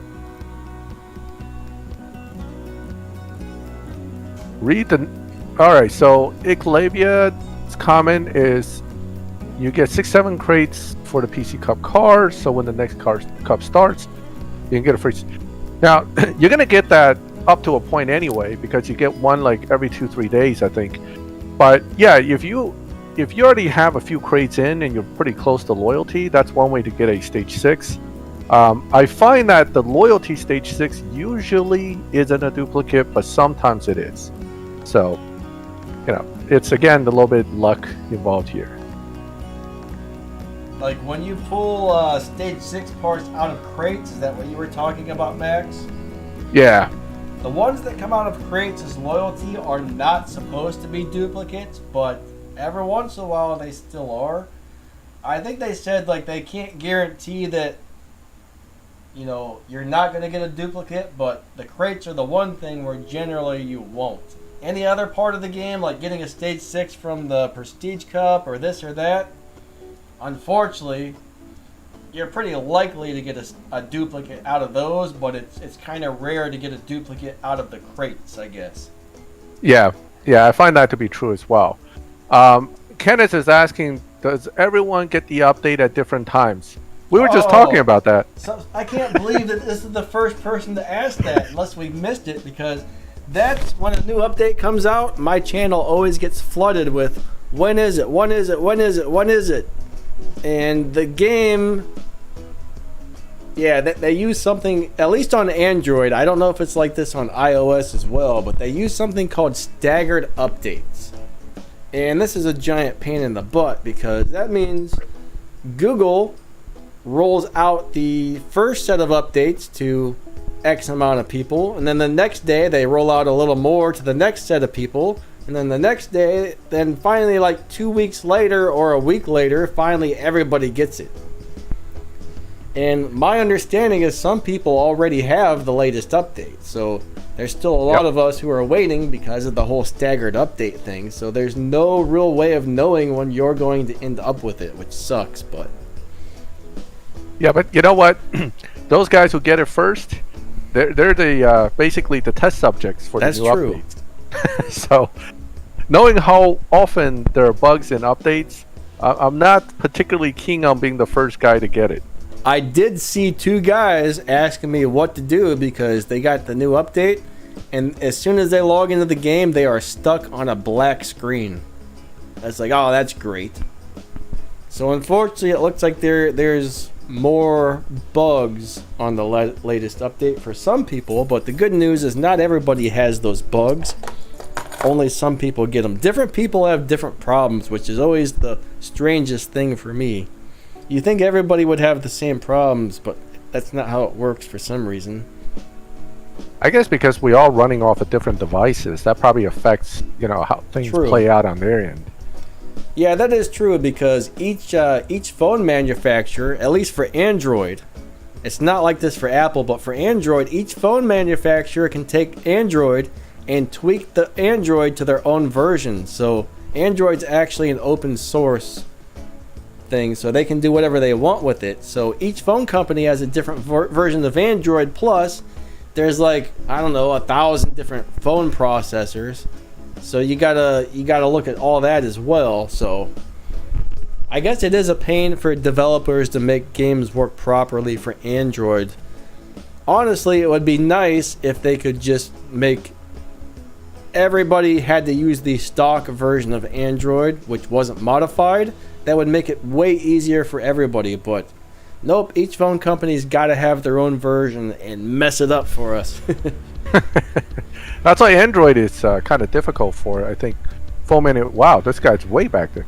Phone manufacturers to figure out. I mean, game manufacturers, game developers. There are too many different things that can go wrong when they put the program together, I think. Yeah, and the thing with Apple, the reason a lot of games do run a little better on Apple is Apple doesn't have a million different operating systems, and most of their phones all have the same chip. Like if a new phone comes out with a new chip, that's one thing, but all the game developer has to do is optimize their game for that one new chip and not like 500. You know what I mean? Yeah, that's true. So that does make it easier. That's the one thing about Apple that is better, in my opinion, is it's easier for game developers and app developers to make things work properly on the Apple platform. But besides that, I love me some Android. I think one of the questions, one of the comments came up is, what if we can race from the interior of the car? That'll be pretty cool, actually. I would love it, but I don't think it's going to happen with this game. What was it? I missed that. I'm sorry. Being able to race from the inside of the car, like the driver position. That would be cool. Or at least get a replay from the inside or something. That would be awesome. I think they can do that, because I've seen an interior view by accident, and I think it's available and they can do it. But that would be awesome if they can do like a drag race view for replays. Philip, can I switch my account from Android to iOS? Is that POS? I think, does that mean possible? Is that what you mean by POS? Possible? I've heard the game will actually do that for you one time and one time only. So if it's not something you can just switch back and forth for. There's always a possibility that they could say no, but I've heard quite a few people say they have switched by contacting support, and support told them this is a one-time deal, we'll never do this for you again. So it is a possibility. Yeah, it is a possibility. I think you have to go through support. It's probably your safest bet, though. What if they added wheelies? They did. You forget. They added wheelies when they first introduced the Fast and Furious Charger, the 1970 Charger. I don't remember this. Yeah, but the problem was your Honda Civic did wheelies too.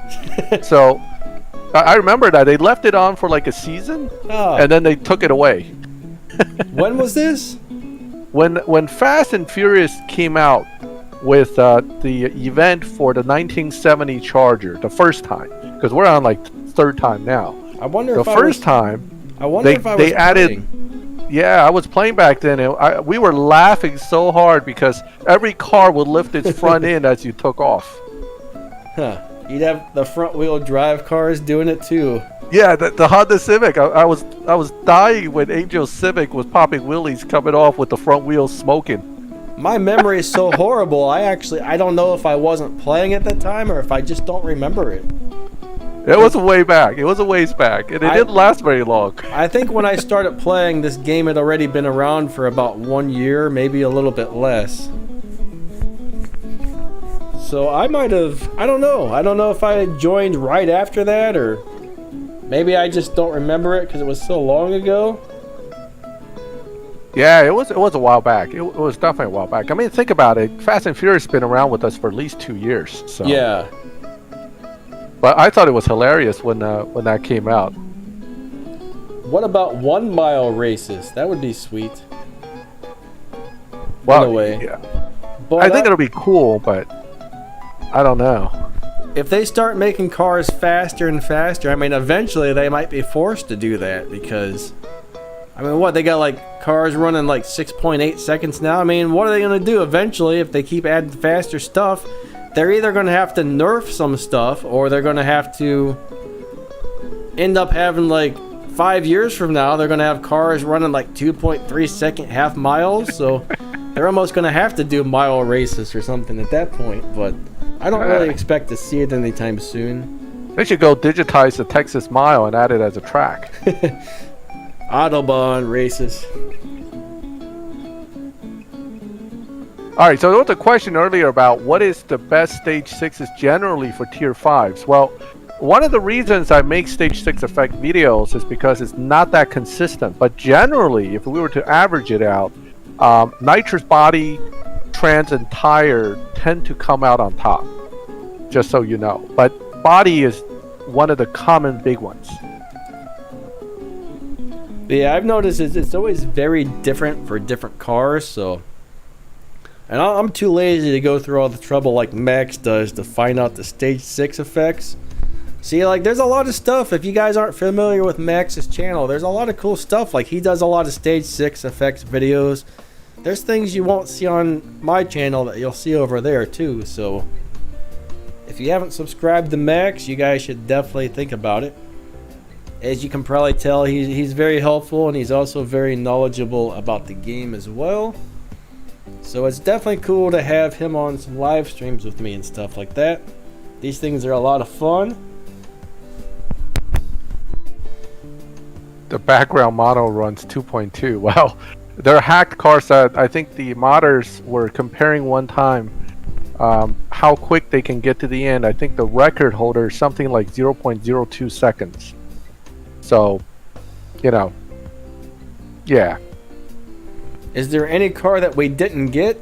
If you're talking about the boss cars, I got every one of those so far, but there's still a lot of cars in the game in general, which I don't have. And Max, Rail is asking you the same thing as well.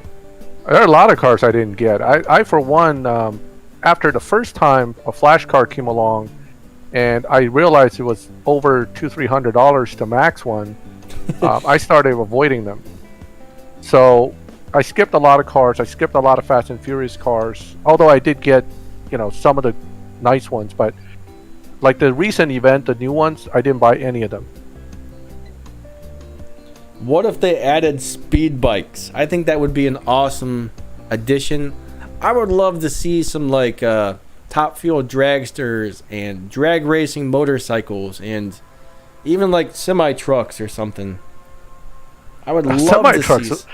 Isn't there like a copy game that's like CSR2 semi truck? Big Rig Racing, I think it's called. Big Rig Racing, there it is. There's actually quite a few guys on my crew that are playing that, and I guess they said it's just like CSR2. Like, it feels like so similar, but you're racing like semis. They say it's really fun. I don't know. I mean, I tried to check it out. I think I even downloaded it at one point, but I just never got into it. But, now that we're talking about it, I'm going to go download it again.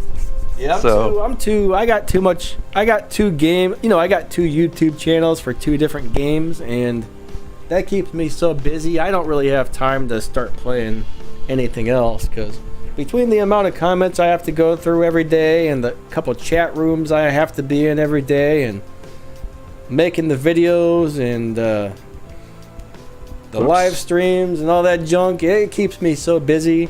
The main thing is when you got like 800 or sometimes up to like 2,000 comments coming in every day between 2 channels. Oh, it's so time consuming going through all that.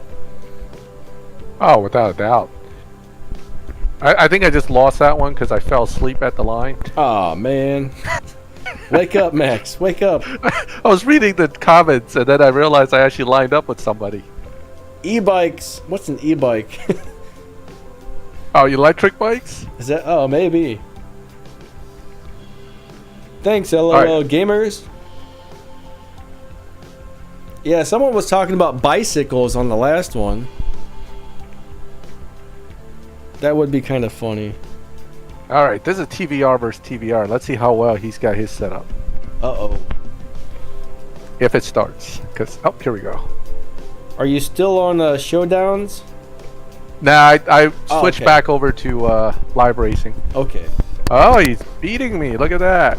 He's taking me down. I can't see that, No, buddy. he's not. I can't see that. It's coming. It's coming. I'm sure the race will load up. Yeah, we got like a 30-second delay, so if I were watching it on the other screen, I would probably be seeing it, but I'm actually watching it on YouTube, so I see it like 30 seconds after he's doing it. And you guys see it like 30 seconds after he's doing it. And after Max says that, you hear it like 30 seconds after he says it. Did you all follow Everything's that? got this nice little lag going. What do I think about the Hurricane STO Golf livery? I think that's a beautiful car. I hope I have a chance to get it. I haven't found too many Lamborghinis I don't like in this game. I'll be honest with you. There's some of the... Yeah, go ahead. The Huracan's a little bit of a pain to drive, though. The regular one. Yeah, it's a little fast on the shift. But you know what? The Performante, I think that's the other one, and the Spider, they're both good cars. Yeah, most of the Lambos are pretty nice. Yeah, they are. They're really good in this game, too, for live racing, most of them. What's that one? Like the Lamborghini Murcielago LP4 987821912 XJ70. You know what I'm talking about there? Yeah. Is that one any good? Because I have it, and I kind of remember liking it, but never drove it after the Prestige Cup that we used it for. It's not bad, but it's not as good as, say, the LB Aventador or... You know what's a really good one with just a little bit of upgrades? That's Roadster. That was the Lamborghini Cup reward. The Roadster? The CN Roadster, I think it's called. Oh, that's a really good one. I always called it the Cyan. See, I'm dyslexic, guys. I read things upside down. I could be wrong, too. I read it I've been backwards. calling Huracan... Yeah. I've been calling Huracan the Hurricane forever. People get mad at me all the time for calling it the Hurricane. Do you get chewed out for that, Max? Oh, absolutely. I had a guy literally chew me out a year after I posted a video for that. Yep, that's what happens, man. Some people get really mad. Like, I'm terrible at pronouncing these car names. I mean, I get people on there that are like, you blankety blank blank, you can't even pronounce these car names. You have no business making videos. I'm just like, dude, I'm not teaching people about cars. I'm teaching them about the game. You know what I mean? If my video was actually about like cars themselves and I was pronouncing it wrong, yeah, but I'm just, you know, like if a new car comes out to the game and I've never heard of it before, and then the other problem is like you look it up online and most of the people who pronounce it have accents. And you might find like 5 different people pronouncing it different ways because each one has a different country's accent, and I'm just like, I still don't know how to say it. So it's that's a little bit of a problem too. Yeah, and you know, even all these Bugatti names, I butcher them half the time, so I just stop saying them. So I just shorten them all so I can say it really easily. You know, LVN, Cento. I don't try to pronounce the whole thing. Yeah, that's probably a good way to go about it, actually. Maybe I'll start doing that. I'll say the Lamborghini Hurra. The Hurra. Then people will get mad about that, too. What did you call it? What'd you call it? That's not right. Well, people are pretty sensitive because they love the car, and I guess you take pride in at least knowing the name of the car when you're into a car. So I don't blame them, you know. But you do got to remember, there's people out there who are dyslexic, people who have reading problems, learning disabilities. Like me, people just like me, you know. Like when I was in school, I was like a big idiot. I stared out the window all day and couldn't pay attention to the teacher. I have huge reading problems, could never remember stuff I read, you know, just... But... Yeah, it can be tough. It can be tough. I try, but unfortunately... You know, unfortunately, I'm not good at pronouncing these car names. People can, like, tell me how to pronounce it all day long, and for some reason, I still can't get half of them. Oh, yeah, I can't get half of them either. But I think the one you were talking about is that Liberty Walk Murcielago SV640 LP or something along those lines. I haven't built that car. Oh, really? No, I'm running out of Lamborghini Fusions after that Lambo event, so I just kind of let it sit. Man, I built mine. I'm pretty sure we had that as a Prestige Cup car. Was it a milestone? I think it's a milestone. It's that light blue one, right? It's a light blue car with the wide body. Mine's yellow. Wait, let me see if I have it on this account at all. Let me try and find mine. Oh, yours is yellow. That's an older one. I know which one you're talking about. That's the Murcielago SV. LP640, I think that's the one you're talking about. Let me find it. I was thinking of the more recent one, which is this one. Yeah, the light blue one. Yeah. The LP674 Super Veloce, or see, I can't say that either. But yeah, we have I don't another even try. one. I just call it the SV. That's a good one.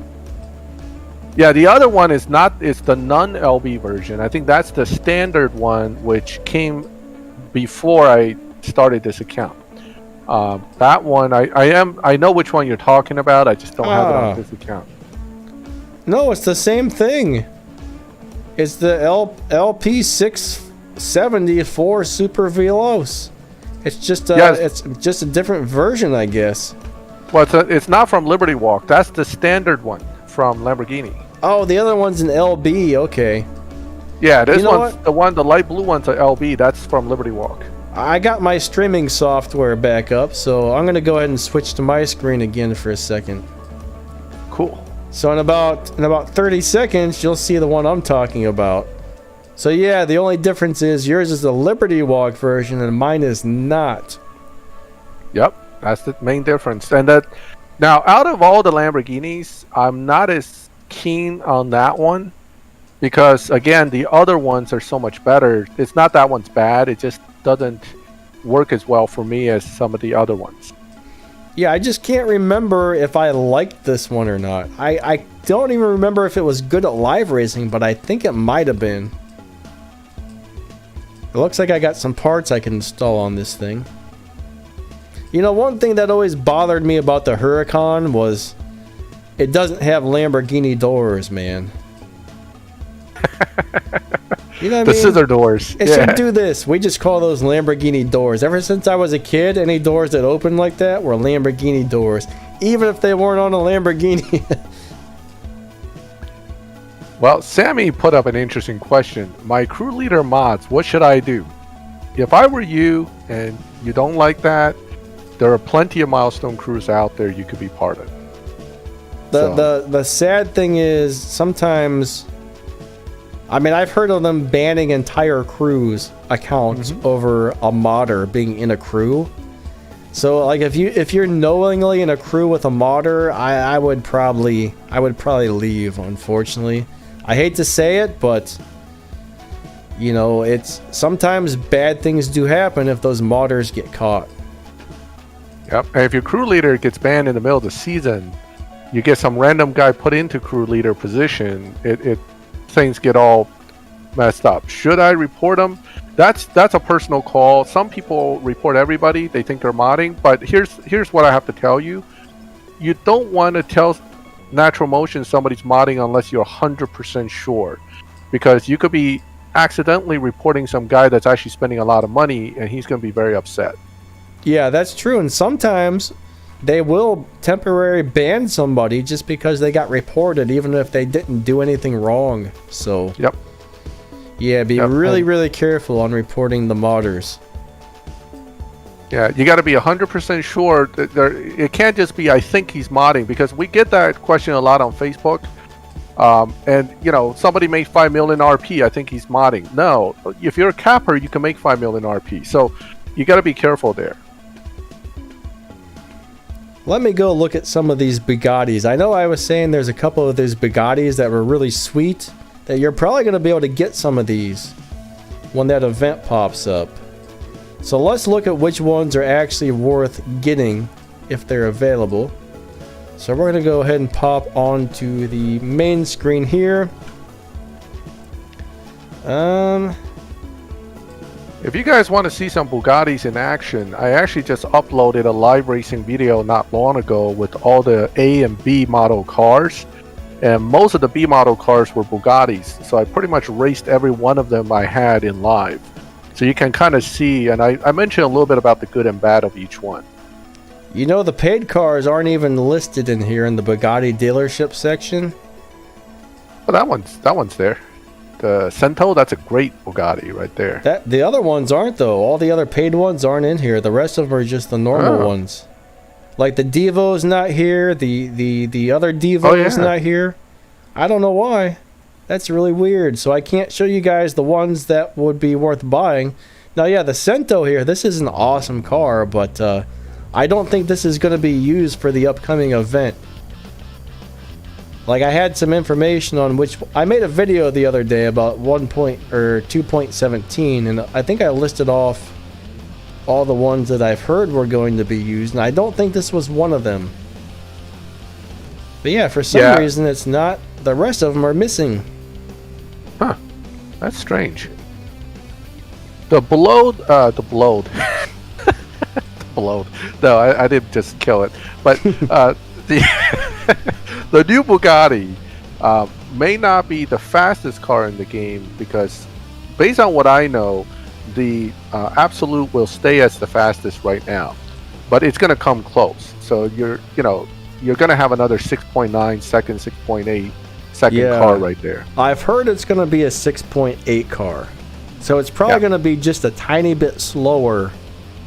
You know, it might be like a 6.899 or a 6.890 for all we know. Now, to me, the dyno isn't the first or the last thing I look at. The most important thing is how easy is it going to be to drive. Because I've had other max cars that I absolutely cannot drive, and then it's not fun. Okay, even if it's a 6.8 car and I can only get a 6.9 out of it, what good is it? So we'll see how it's tuned, and how the shift pattern is when we get there. So it looks like the Black Cat Collection cars are now available in special offers. So you can get 5 of these guys for $64.99. That's pretty expensive. I could also get Cyberpunk 2077 for the same money. I'm not really sure what that is. I think that's some sort of video game, right? Yeah, that's a video game I'm looking forward to. Is Keanu Reeves in that or something? Yep, Keanu Reeves look-alike. Thomas wanted me to tell you about the daily race he had earlier, where it's with the Sesto Elemento. Now, the Sesto usually is one of the harder daily races for people, but he had an opponent that ran like 14 seconds, so it's probably the easiest daily race he's ever had. Nice. Yeah, that car is kind of weird to drive sometimes on the daily races. You gotta drive it differently than you drive yours, I've noticed. Yeah, well, because they're basically stock. I mean, most daily race cars maybe have 2 stages of nitrous or 1 stage of nitrous, that's it. So they shift completely differently. You can't early shift out of the first gear or any of that stuff. Now, LL Gamer, my fastest car is the Absolute. I was able to get that on my main account. Yeah, I haven't looked at the chat for a minute, guys. I'm sorry. I was too busy playing around with these cars and listening to Max. Max, you distracted me. Black Friday sale. Look at this. Oh, you can get a some sort of car here for $9.99. I don't know if it's any good or not. I'm not even sure what that is exactly. There's 2 of them you can get for $9.99. The rest of them are $19.99. They're the Gold Star cars. If you go to, can you go to Fast and Furious 1 tab, Denny? It's one over. Yeah. You'll see it in like 30 seconds. Yeah, me and Max are on a line where we're hearing each other instantly, but you guys aren't lucky enough for that to happen. Alright. Alright, I don't see. So you must have bought the LB Aventador before, so it's no longer available for you. The LB event. Oh, yeah. Yeah. Well, you remember you liked my color so much. Yeah. I liked it so much I ended up buying one. I bought that with gold like 2 years ago, maybe. Yeah, and that's interesting about these gold purchase deals, right? If you bought it just once, the game knows, and it won't let you buy it again. So neither one of us have access to that offer anymore. That's kind of weird. Yeah, but that's how they had it set up. Now, the yellow P1 GTR, a lot of people ask about. What do you think about that car, Danny? I'm not really familiar with that one, honestly. I really have no opinion on that. I would have to look it up on the world record sheet and see what it does, because I just don't know. Alright, so this tells you how long I've been playing this game. I got that car as a milestone. Okay. It was a milestone car way back. Back then it wasn't buffed. It ran like 8.9s or something. The problem with that car is if you fully max that, if you think the F1's hard to shift, you got something else coming to you. Oh, that thing man. is impossible to shift. Yeah, I've never actually got to drive that car.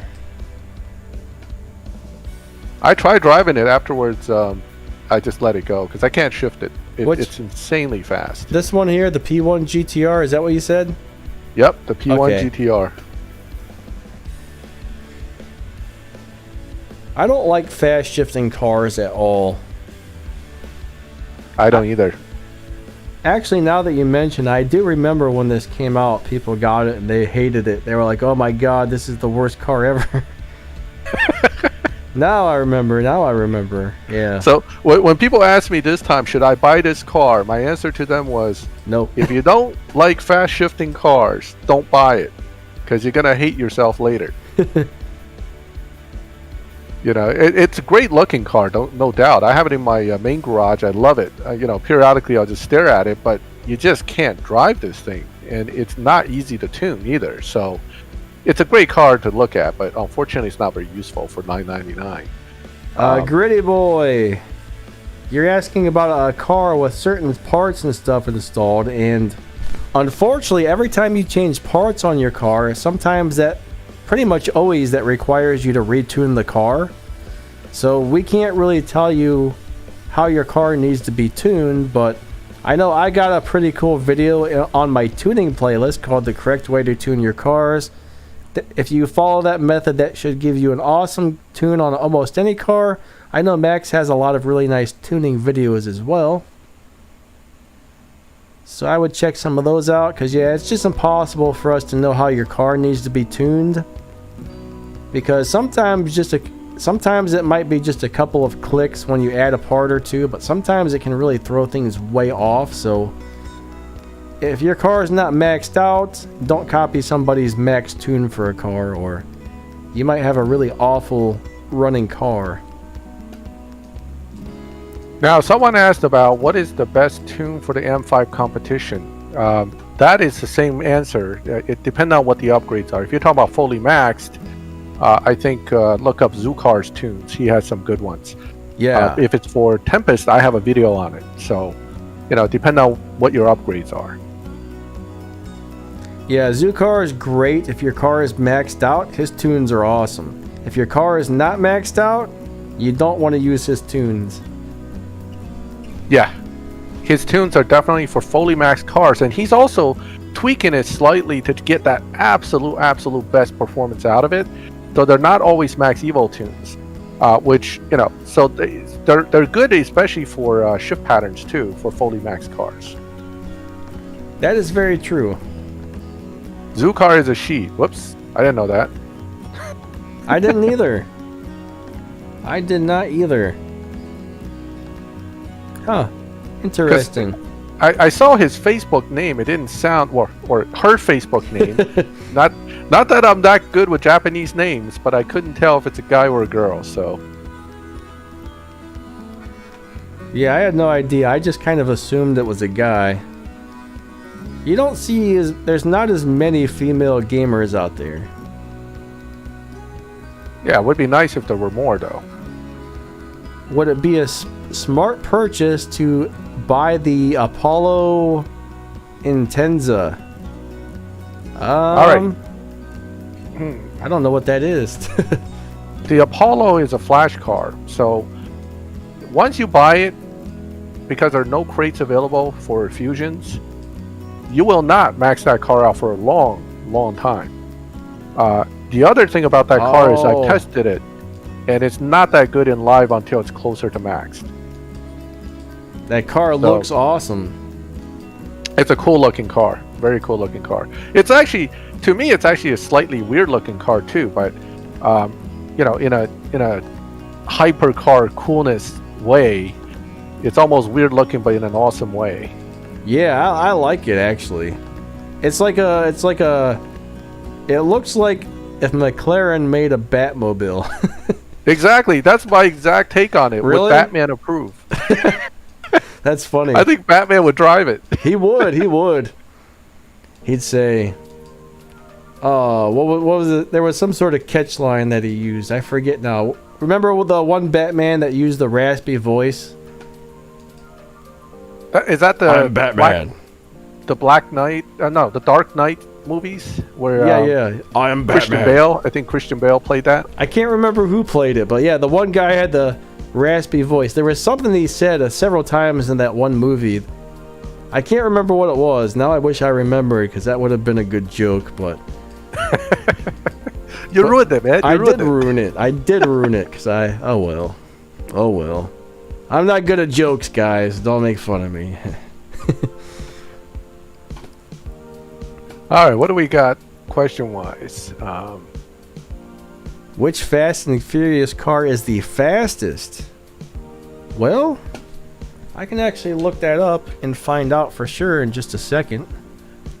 While you look that up, I'm going to answer another question. The P1 and F1 are completely different cars. Okay, I agree with that, Smokin' Joe. I'm not saying they're the same cars. What I'm saying is, if you think the F1 Max shift fast, you should try the P1 Max, because it'll shift about twice as fast. So, and I can't even shift the F1, so much less the P1. That's why I don't like that car. It's not that they're the same car. It's just the shift patterns and the shift speed. It's just crazy on the P1 when it's fully maxed. All right. Wait a second. I thought this had a list just for the Fast and Furious cars. On the world's fastest time sheet, on the world record sheet, maybe it doesn't. Crap. So that's not going to be as easy to find out as I thought. Alright. Well, the Fast and Furious car, definitely a Tier 5 one is going to be the fastest. So let me look through the Tier 5 list, and I'll figure that out in just a minute. I think the flip car is one of the faster ones. Oh, yeah, you're right. You're right. Right? JP just mentioned it too. JP just said flip car is the fastest. He is completely correct there. Yep. And that used to be like on the top 10 list back in the day. Let's see where that's at now. It's got to be like top 9,000 now. I would say top 20 at this point. Actually, I'm not seeing it here.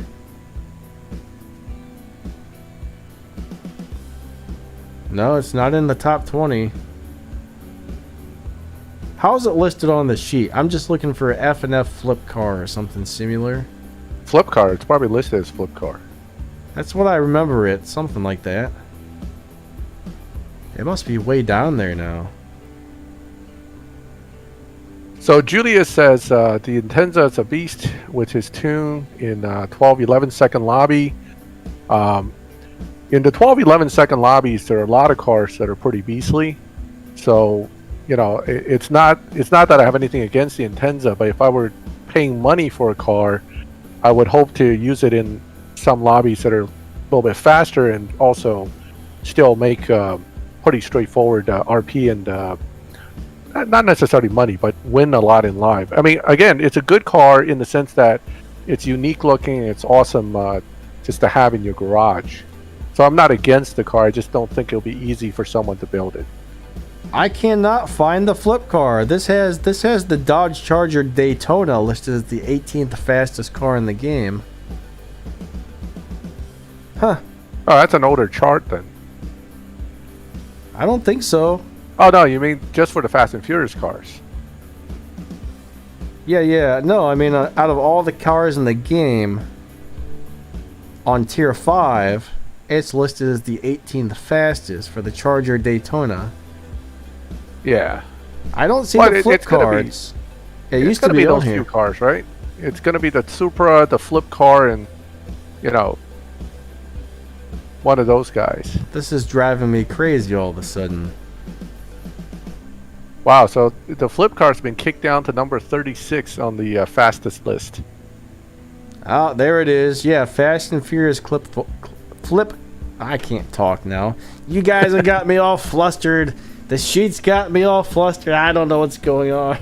Oh, all right. That used to be on the like top couple of fastest cars. It's amazing how fast this list changes, guys. Yeah, they put out tons of cars now in the 6.9 to 6.8 to 7.2 range.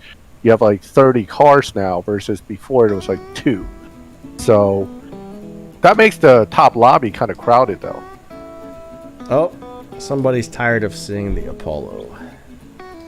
Sorry about that. I am Batman.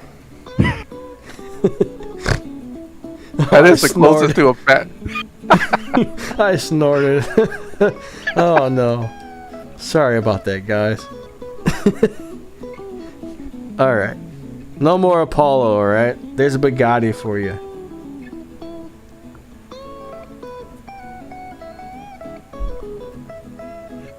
So the Daytona Fast and Furious car is the fastest now. I'm kind of surprised. Wait, which one's the Daytona? That's the one with the big old wing like the Super Bird, isn't it? The red one with a giant wing on it? I'm pretty sure. Yeah. That's the one. I never got that one. Yeah, I don't have any of those. The only Fast and Furious cars I have are that one of the Chargers and the little Escort. Yep. That little Escort's cool, but I didn't buy it. I love that little thing, but people won't live race it because it beats everybody.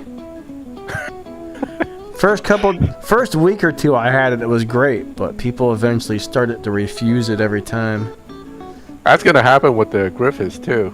Probably, yeah. Yeah.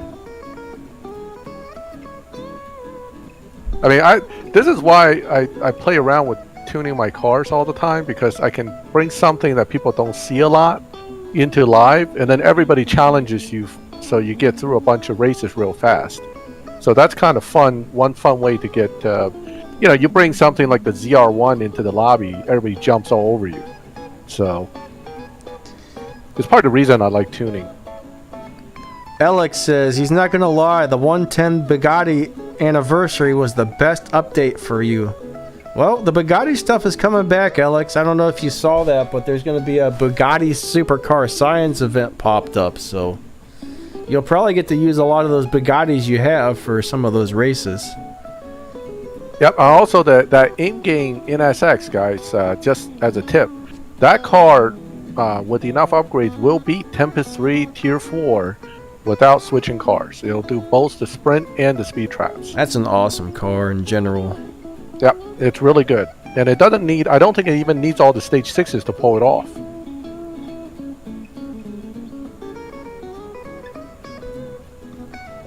Wait, the F1 is the 5th fastest car? Yeah, it's no longer the fastest. Not even close. Huh. Yeah, that's only if you have it on all 50 Elite Customs upgrades too. Yeah. Without the upgrades, it's way down the list somewhere. Robert says, nice background music. Thank you, Robert. Alright, somebody just subscribed. Thank you very much. Albert Harmon, thank you. Very awesome. Definitely appreciate that. If you don't mind, give Max a subscription as well. He's got some awesome videos and junk.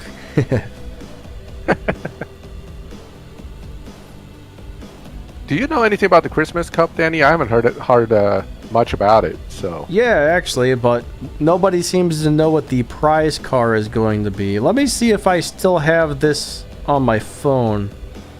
Let me find these notes here about the Christmas Cup.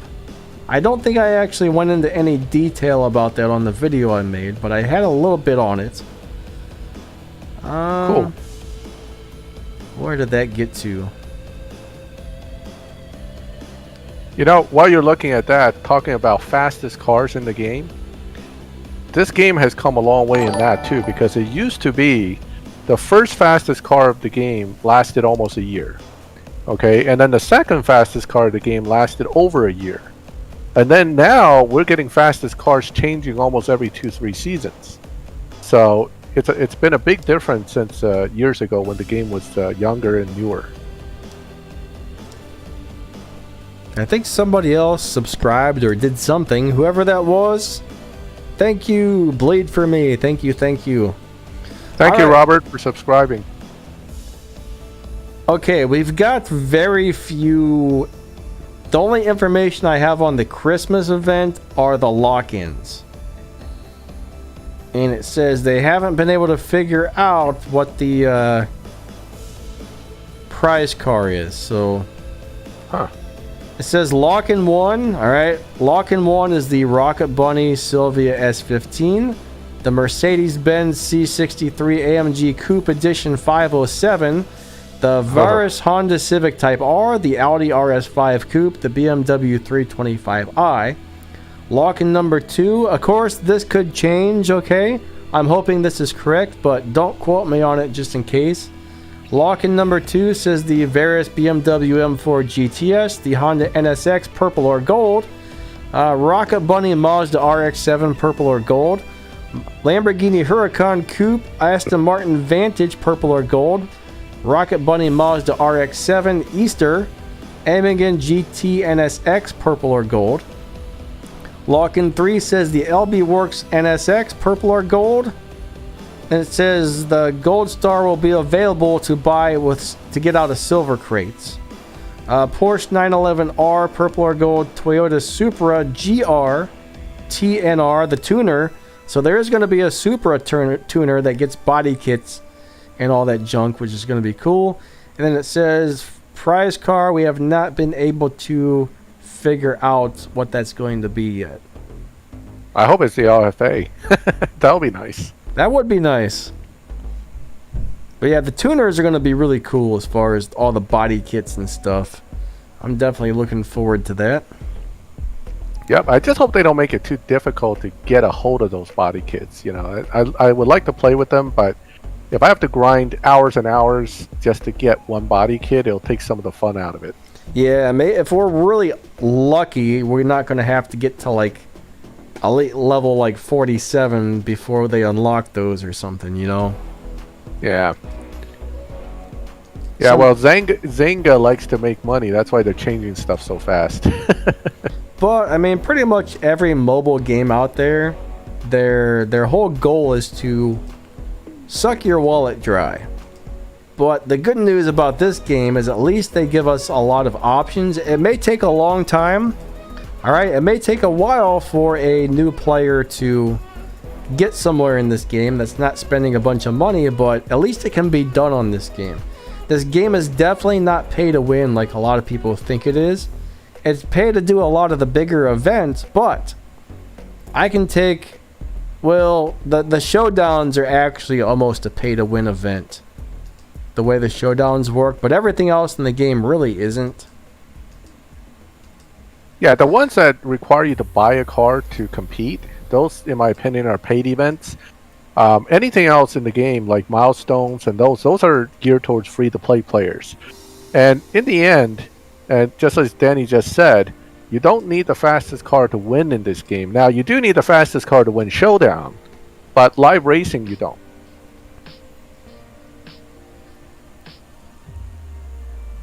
Is my voice coming over okay? Because someone mentioned my microphone's kind of quiet. I'm not actually listening to the stream on YouTube, but I can find out real quick. Let me open up the YouTube thing on my phone, and then I'll listen to it real quick. We'll both start talking, and then I'll make sure your voice isn't way lower or something. Just give me 1 second here. Alright, so someone's saying LFA is flashback event, flash event, I guess. So that's going to be a paid car, unfortunately. Alright. So Max, I can't actually... Can you hear me?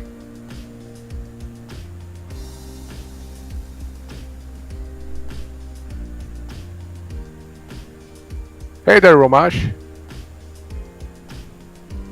Yeah, Max might be louder than me. Oh. So I should be sounding okay then. Yeah, Max, you're coming through really good. All right, I'm about to switch back to I'm still on the YouTube. So we got the 30-second delay right now, but all right. Okay. Christmas Cup, one thing I do remember is Christmas Cup, they've always made it so that you should be able to get through it pretty easily. So I'm hoping this year's the same thing. I mean, it's supposed to be kind of like a present to us. So let's just hope the prize car is decent.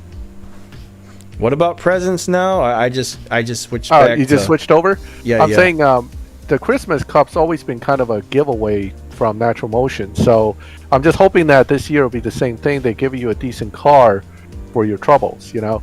But they usually don't make the cup very hard, nor do they give you... They always seem to give you some kind of a reward that's worth, you know, a Christmas present kind of deal. Yeah, usually they do for the Christmas Cup, but going by the lock-ins, if the notes I got are correct, going by those lock-ins, that's a lot of cars that aren't really super easy to get. Yeah, you do have a point there. So, I mean, what was that? There was another holiday event this year that wasn't easy as normal, wasn't there? The Halloween Cup, it wasn't that easy. I think there was another one also. I could be wrong, but... Yeah, I mean, they used to make the holiday events real nice and easy. They almost always gave out a free car. And made it pretty easy to get the prizes. But we'll see what happens this year, I guess. Yep, we'll see. I mean, hopefully it's not too bad. It'll be nice to add to the garage collection. And that's what I look forward to in the Christmas Cups. Alex says new update is next Monday. Pretty sure the update's already out for some people. So, like we were talking about earlier, the game goes by, they use something called staggered updates. So some people will get the update one day, some people will get it the next, some people will get it a week later. So you just kind of never know because of the whole staggered update thing. The only thing we know for sure is that we're running out of PC cars and milestone cars for this update. So it'll be before next Thursday. They're definitely going to update everybody by next Wednesday before the season switches again. So we can all kind of catch up on collecting the new PC card. Wait a minute. That's an old milestone. So maybe they can get away with another season. But we should have it next week sometime. Yeah, I mean, my understanding is it's already rolling out. 2 weeks, not next week. Yeah. So I think you should expect to see it here within the next couple of days or the next week. Right, the RAV10 was last year's Christmas Cup prize. The first Christmas Cup I ever did, it was the RS5, that they gave you you used the RS5 to win some kind of RS5, I think. That was the first Christmas Cup. Alright, I'm going to go ahead and race a few showdowns with the F1, which I don't like this car. Earlier I got to a point where I was stuck, so I'm not sure how well this is going to go over. I might still be stuck, but you know what? I'll go ahead and race a few. A couple of people were asking about that, so might as well give it a go. Go for it. Is it worth updating the C8 Showdown car? Let's play it this way. If you don't have the top car for Showdown, if you're building what is essentially a car that's only going to make a third of the way through Showdown at best, you really have to consider whether that's worth your resources. With cars like the F1 in this Showdown, if the best one you have is a C8 or the NSXR, building it just for this Showdown may not be worth it in the long run. Yeah, normally I don't upgrade cars for showdowns. I just use whatever I have for the most part. Like, I figure, you know what, if my car is slow this showdown, maybe next one will be better. But yeah, to me it's not really worth putting a bunch of money into a car just to do a showdown, unless there's like a huge prize on that showdown. I suck at shifting this thing. Yeah, I mean, this thing, I have mine on my main account pretty well built, fully maxed. Actually, with level 48 you lead at this point, and I can't shift it. So, Tom, thank you for subscribing. Like, if you notice, the last run I got a 7.5 something, and that time I got a 7.8. This car is not easy to drive.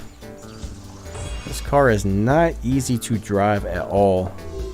No, it's really hard actually, because you have to. One of the things I find helps you is if you launch towards the late side of perfect, and then you have to shift into second just fast enough that it doesn't hit red line, but it's kind of a tricky timing thing. And after that, it gets easier, but it's very quick. Yeah, I just don't like it. Oh, look, this is all purple one. I've never seen a purple one before. That actually looks kind of cool. Purple with purple rims. That's different. That guy destroyed me. Crap sandwiches, man. Oh, man. Crap sandwiches. Wow, he's level 50 elite. He's got the gold badge next to him. I don't appreciate that. See, that's the problem with showdowns. Like, if you don't have the fastest car, you're going to get whooped by a lot of people. Even if you have a really fast car, you're still going to get whooped by a lot of people if yours isn't maxed out. So, showdowns are brutal. Yeah, showdowns are not friendly to new players at all. No. It's not even friendly to me, and I'm not a new player. So, hey, check out Sammy Cole's using one of the custom emojis I made. Awesome, look at buddy. that. Thanks for being a channel member, buddy. I really appreciate that. Nice. Somebody else just subscribed or did something, but I haven't seen what it was yet. Oh. Who am I just subscribed? Thank you, sir. Or ma'am, whichever one it is. Or dude or dudette. Very awesome. I appreciate that so much. Please, guys, make sure you're checking out Max as well. He's got a great channel.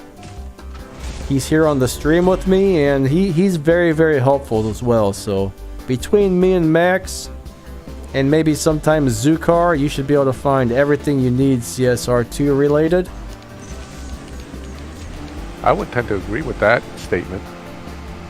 Now, Romulo Caesar, I'm sorry if I mispronounced your first name. He mentioned what is the best car for racing online. Now, that's right up my alley because I like racing on live. There is no quote best car. There actually, it really depends on which lobby you're in. The slower the lobbies, the bigger the variety of cars you can use. So, in the 12-second lobby, I would say you can work off of 80% of the cars in the game. By the time you get to the 9-second lobby, you're looking at maybe 20% of the cars in the game.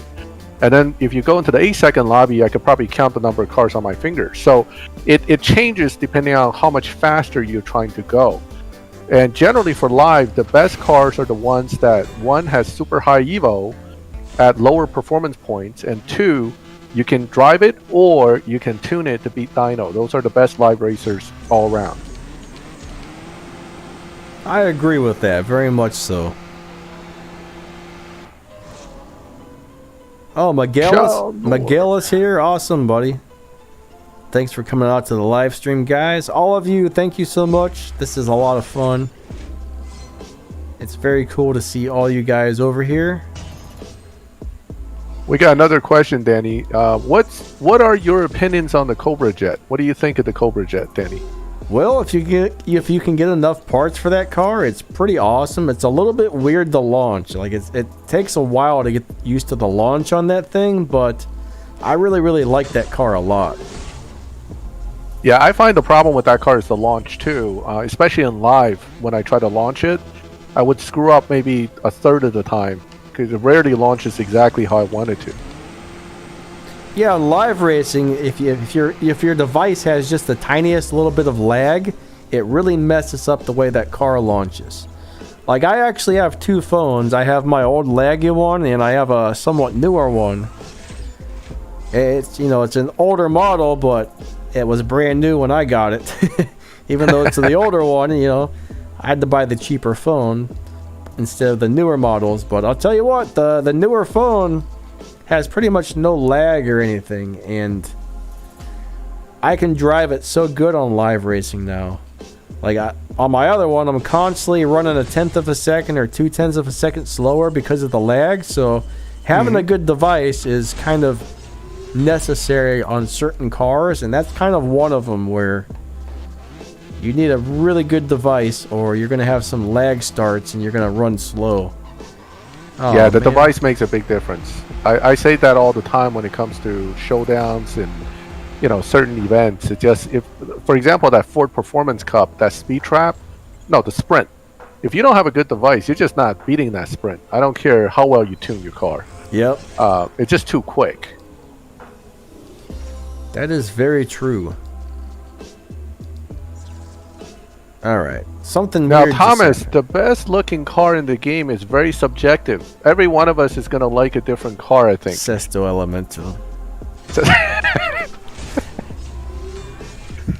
That's the best looking car for you? I think so. I don't know why, I just love that thing. I don't know. The Sesto Elemental is cool looking, but it's not, best looking. I don't know if I would go that far for that car. Hey, no, come on. It's your favorite car. I know I'm stepping on your toes a little bit there. See, I've got a thing for flat black and cars with like black and red accents. So I don't know. The Sesto is just super cool for some reason to me. There are some probably better looking ones, but for some reason, I still go with that one. From look standpoint, my favorite cars all around tend to end up somewhere among the Lamborghinis. I just like Lamborghinis, the way they look. Really, they're really cool looking to me. I don't know. I just like their design. Yeah, they are super cool, actually. What's that one that we had recently? It was like it's a SVJ Roadster 63 or something. That's a nice looking car. Next season, that's going to be next season's Prestige Cup car, right? The Lamborghini Aventador SVJ 63 Roadster. Isn't that the milestone? Is that for this season or next season? It's on next season, I think. I don't know. What's this season's milestone? Hold on. I don't know. I thought it was a Prestige Cup car for some reason. Maybe it is a milestone. No, that's this season's milestone. Oh, sweet. Oh yeah, I'm gonna look forward to that. Except it's a prune colored one. Oh, Seriously? it is. It's like purple. Oh man. At least on the thumbnail it is. Well, that's probably what they're gonna give us then. Are you looking in the crew hangout? Yeah, I was looking at the crew hangout at the. We might have to do the old color change trick. Are you familiar with that? I've never tried it. I'm familiar with it, but I've actually never tried it. I've done it several times. Sometimes all it does is change the color of your rim. Sometimes the car will become a completely different color. I mean, it's pretty interesting. I've done it on a few cars. Unfortunately, there was one car I did it on, and all it did was remove the stickers, and it looked nowhere near as cool without the stickers. So that was the last time I actually did that. I was like, oh crap, it screwed me on that one. I was like, never again.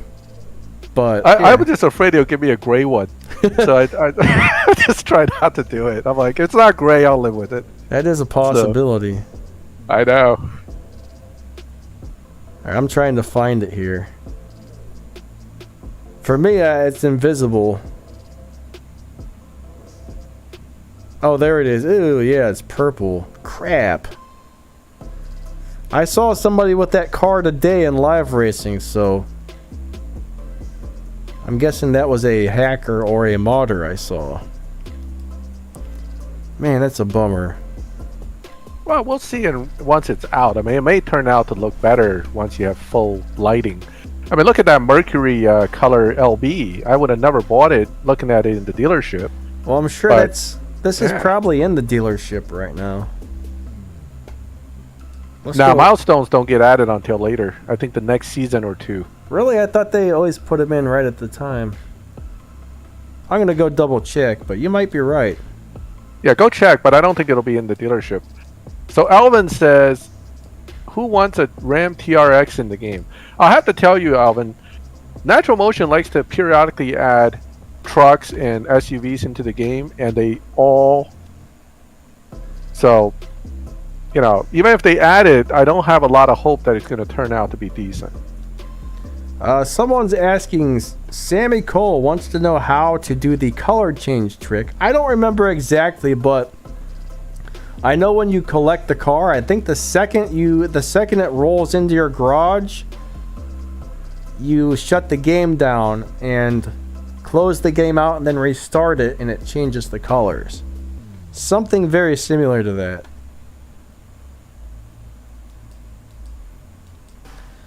Okay, so they're only showing us what the Golden Star one looks like, which is probably way better than the purple one. Huh. Do you remember more details on the color change trick, Max? I don't use it, so I really don't. Oh, it is in there. How about that? Only this one though. We don't have the Golden Star one. I wanted to see what the purple actually looked like, but this is a really awesome car though, guys. It's a good dyno beater. I can't remember if I like the way this one drives or not. But yeah, very, very cool cars. Yeah, I mean, the SVJ, I just retuned my SVJ last night and took it into live for a bit. The upgrades you use, the SVJ can beat dyno by about 3/10. much like the LB Aventador, but it's not as easy to get high evo out of it as you can with the LB. So while it's decent, I just find the LB to be better because of the higher evo. This Roadster hopefully will be better because the SVJ 63 Purple Star Roadster that was part of the Lambo event, I played it with it a little bit. It's pretty good. So, this going to be a nice addition. In fact, there was some new player asking about what should I build in Tier 5? And he only had the option of a 650 and 2 Porsches. And I told him, if you're in a milestone crew, wait for this SVJ Roadster and build that. Because Lambo Fusions are just easier to get. Yeah. Plus, you can buy and strip Lambos to get more parts, which is really cool. 911 Speedster. Let's see. M getting NSX Golden Cup. Isn't that supposed to drop this season? Probably in a few days. Yes, it should be. My understanding is it is this season. But I don't know exactly which day it's going to pop up. Yeah, well, it'll come. Oh, there you go. 911 Speedster. I think it's a few days before the Prestige Cup starts, isn't it? When those Golden Cups pop up? Yeah, tend to be. We'll see it.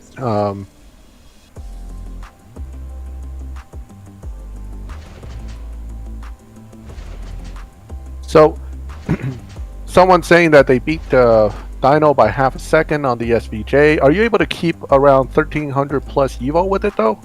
I mean, you can beat any car's Dyno by a lot if you are willing to sacrifice enough Evo, but I'm thinking more along the lines of a competitive RP maker, which to me, anything below 1,000 Evo, I don't set it up that way.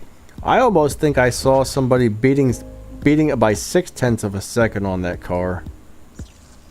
Right. I mean, again, it depends on how much you want to sacrifice as far as the Evo side. I think I saw somebody on a modded account who recently made a video for that,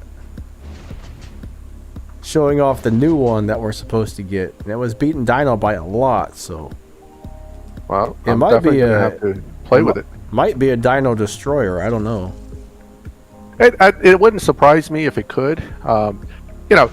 Talk about Dyno destroyers. The ZR1, if you do a negative 999 tune, beats Dyno by 6 seconds. So it really depends on how you're trying to tune it. I don't like to have anything less than at least 1,000 Evo with any tune I use, because I want the RP also. Yeah, definitely. 1,000 Evo is like that or no good to me. It's okay if it's a little below 1,000, but 1,000 is kind of like where I want it to be. You know what I mean? Yeah. 1,000 is where you tend to get at least 1,200 RP out of a car, even if it's relatively low upgrades. And anything over that, you start to edge up in RP gains, and it can get pretty good. So, that's the cutoff I tend to work off of. But yeah, 900 is still not bad.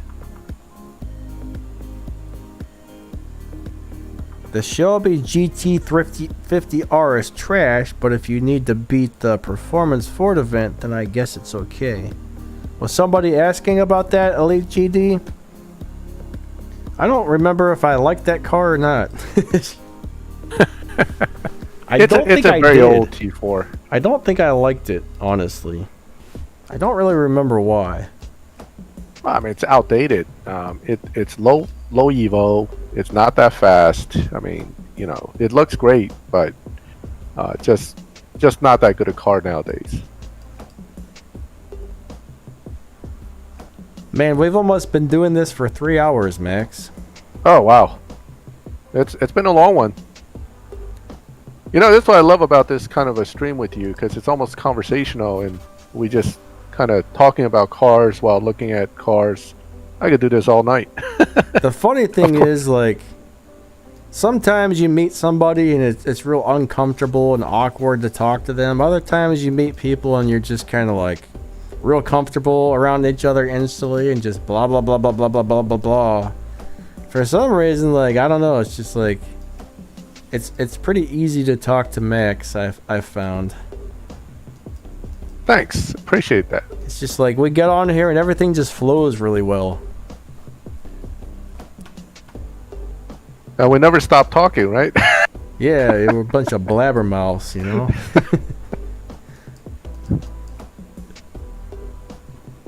Now we're both silent. I know.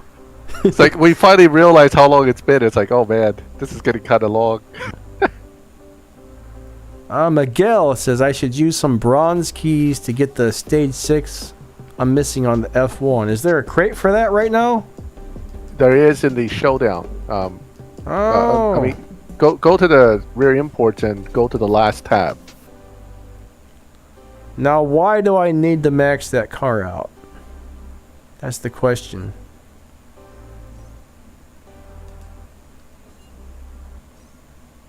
Oh, I see a saline. I see it now. Man. Yeah, I think the McLaren is for the F1. Is there a reason I need to max this car out? For some reason, I feel like there was some sort of benefit, but the other problem is I'm never going to get this thing to Elite Customs level 50, so I'm not sure if it would really be worth putting the keys into it for me or not.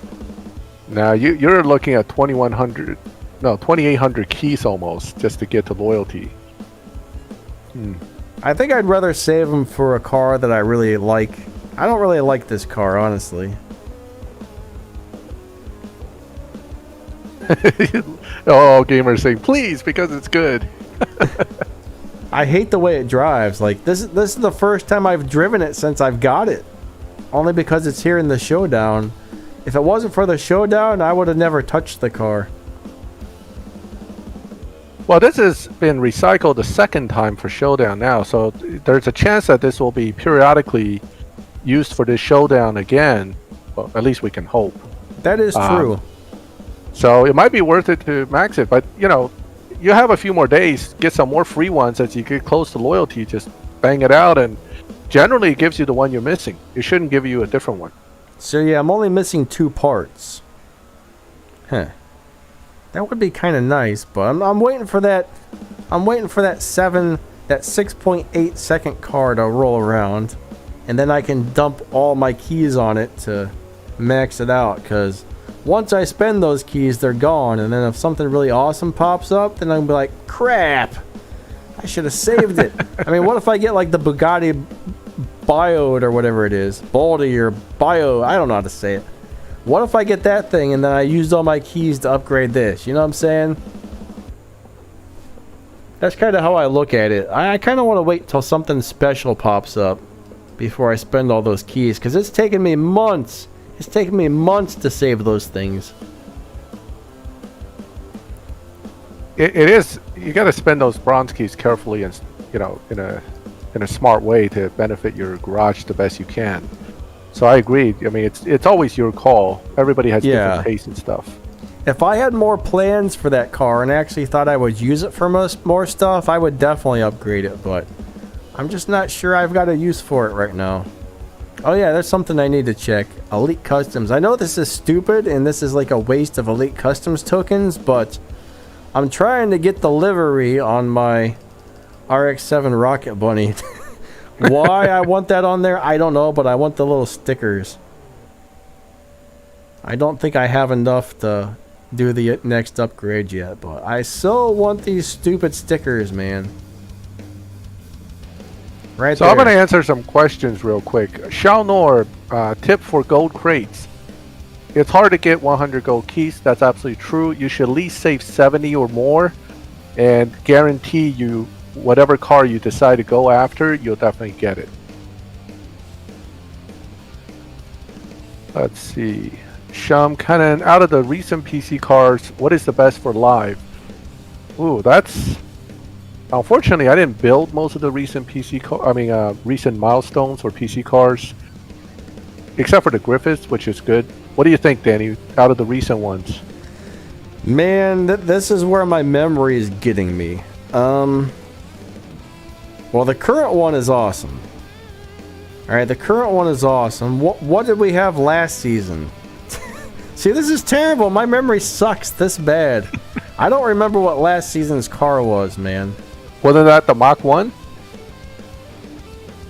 I think that's a T3 last season. That might have been the Mach 1, which wasn't really... Not my cup of tea. Let me look through these real quick here. What else do we have? Yeah, I just don't... I don't know. I don't know why my memory sucks so bad. But. I think to answer that question generally, your two best bet probably would be the LB Murcielago, although I haven't tested it, so I can't tell you for sure. And I think the Griffith, this season's PC car, would be your two best shot as live racing cars. Yeah, when it comes... And no, I don't think Tempest 4 is ever going to get released. When it comes to the milestone cars, I never really paid too much attention to those. It's rare that I actually upgrade a milestone car, but I do upgrade all the PC cars. Let's see, what did we have last? I know the Evora was kind of a recent, but not too recent one. But the Evora GT430 is a awesome live racer. I guess that was kind of a while ago, wasn't it? Yeah, the last one's the LBM3 GTS. That's right. Zygam Paul just mentioned it. I mean, the problem with T3 is I don't really race them in T3 in live, so I can't tell you a whole lot about them. But I know the LBM3 is a good car. But the Evora is definitely a good live racer. I made a video on the LBM3 GTS, and I did take it into live racing. I can't remember if it was winning or losing, honestly, but if you watch that video, that might give you a good idea on whether it did well or not. Usually unless the Prestige Cup car is tier 4 or tier 5, usually I just kind of use it and then lose it. I just stopped driving it after.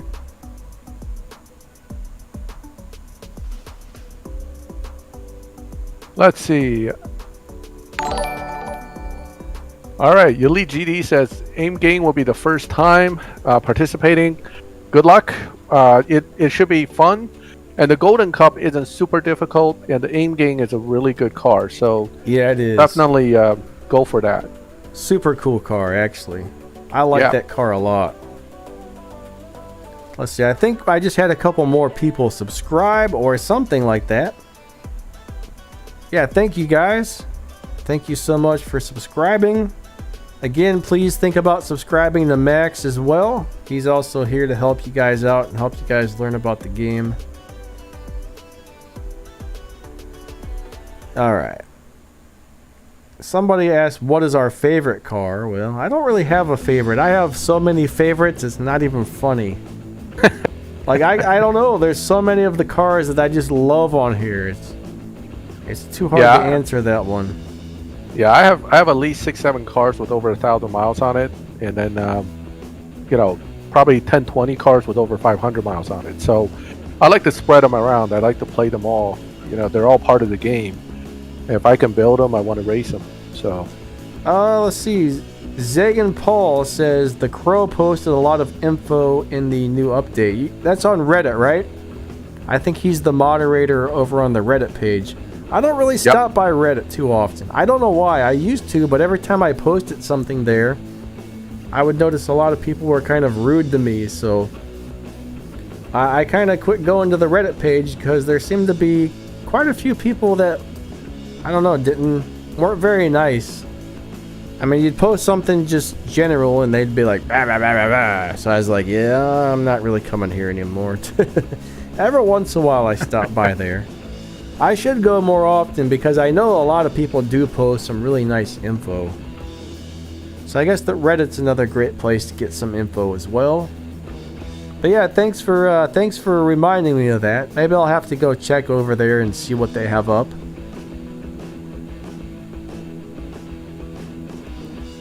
So Dinesh said his favorite is the Huria BC. I mean, that is a beautiful car, especially the interior is incredible, but it's unfortunately in this game not the most easy to use car, so I don't see a lot of them racing anymore. Yeah, I don't really see those too often either. Bugatti Chiron, that's a great car. That Showdown 300 looks good. And that little extra length in the back really kind of brings out the look. I really like that Showdown 300. That's one of the paid ones, right? That's the Bugatti event final prize. Okay. Yeah.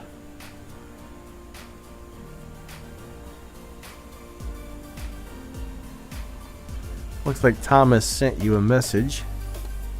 So Thomas asked, what is the best Bentley in the game? Yuck. The answer to that is, as far as I know, and I don't have them all, but I have most of them, I haven't found a good Bentley in the game yet. So that's unfortunately the only answer I can give at this time. Oh, the BR9 Fast and Furious Bentley. Oh yeah, I don't own that one. That thing's awesome. That one is good. That's true. That is the only good Bentley in the game, in my opinion. That's true. You know what? I never owned that car, so I keep forgetting about it. Yes, that's a good Bentley. That thing has stomped me on live races I don't know how many times. Some people say it's the best live racing car in the game, but I don't know how true that is. Not anymore. I mean, it's still very good, but I'll be honest with you, I just played a few of them against a few of them last night, and I didn't have much trouble with them. But they were in the low 10-second lobbies at one point dominating. So, I mean, as the game progresses.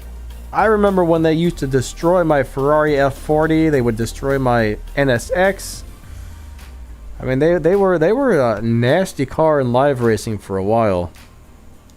Yep. And they, when they're fully maxed, the thing is they beat Dyno, as far as I know. So they used to hang out in like the 10-2 lobby, 10-3 lobby, but they would run 10-1, 10-0s. And most cars in that lobby would just get destroyed. So nowadays, though, you have all the NSXRs and all the others, so they're not as effective as they used to be, but they're still very good cars.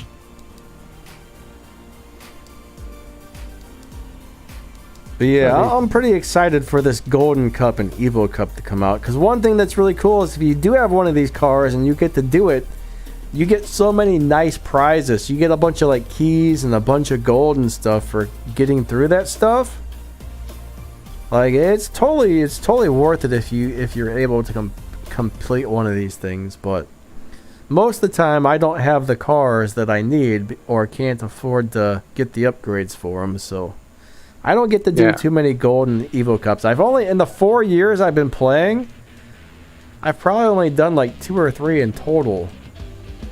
So this is going to be my 3rd or 4th probably. So someone's asking me, what's the most annoying car to drive in the game that I own? Standard Pagani Huria. You're supposed it's one to of the say, most obnoxious car. You're supposed to say, I don't know, I own a lot of games, huh? Make a bad dad joke, you know? I don't like funky shift patterns like that Pagani has. It's like first gear short, second gear's long, third gear short, really short gear, then really long gear. It drives you crazy trying to shift that thing. Yeah, I don't think I would like that either. But I don't like the P1 GTR Maxed either. That's another one that really gets under my skin when I try to shift it. SGC 004C is a good car, actually. If you can get enough fusions, it's a very effective live racer. Let's see. I'm looking for... Well, we're coming up on 3 hours, Danny. What do you think? Well, we got about... Let's cut it off right at 7 p.m. So all right. You guys got a couple more minutes with us, guys, and then we're outie 5,000, right? Remember that old... People used to say that all the time. That's a classic now. So I'm trying to find my Ettore Bugatti, but it's gone. Man, my garage must have got a little mixed up because all my Bugattis used to be all together. Hopefully, I still have it. Once you start moving one car around, everything else gets messed up. It does. There's a way to work around that so that doesn't happen, but unfortunately, sometimes it still might mess you up a little bit. It's gone. My car is gone. Who stole it? Oh my gosh. I don't see it anywhere. Alright, I gotta go back to the beginning of my tier 5 cars. I know I didn't put that in my... Oh, what it might have been is I might have moved it towards the front of my tier 5 car since I actually had it upgraded. Alright, Which one are you looking for? There's my the Ettore Bugatti. Oh, Ettore, yeah. That's the There free it one is. they gave us. Yeah. That's one that's going to be used on one of the lock-ins. And if you were on iOS, you had the Jean Bugatti, which is the black version of this. They were both the same exact car, except for Android got this one, and iOS got a black one. No differences at all, except for the colors and the name. But yeah, this is going to be one of the lock-ins for the Super Science event. This is a really cool car. This is a great car. If you guys can get this car fully fusioned, I mean, if you even have it, I guess that's the other point. But it'll beat Tempest 3 Tier 5 with no Stage 6s. So, you know, it's like an 8.7, 8.8 car with just Stage 5. Elite GD, no, I never got the Camaro, man. Never did get that one.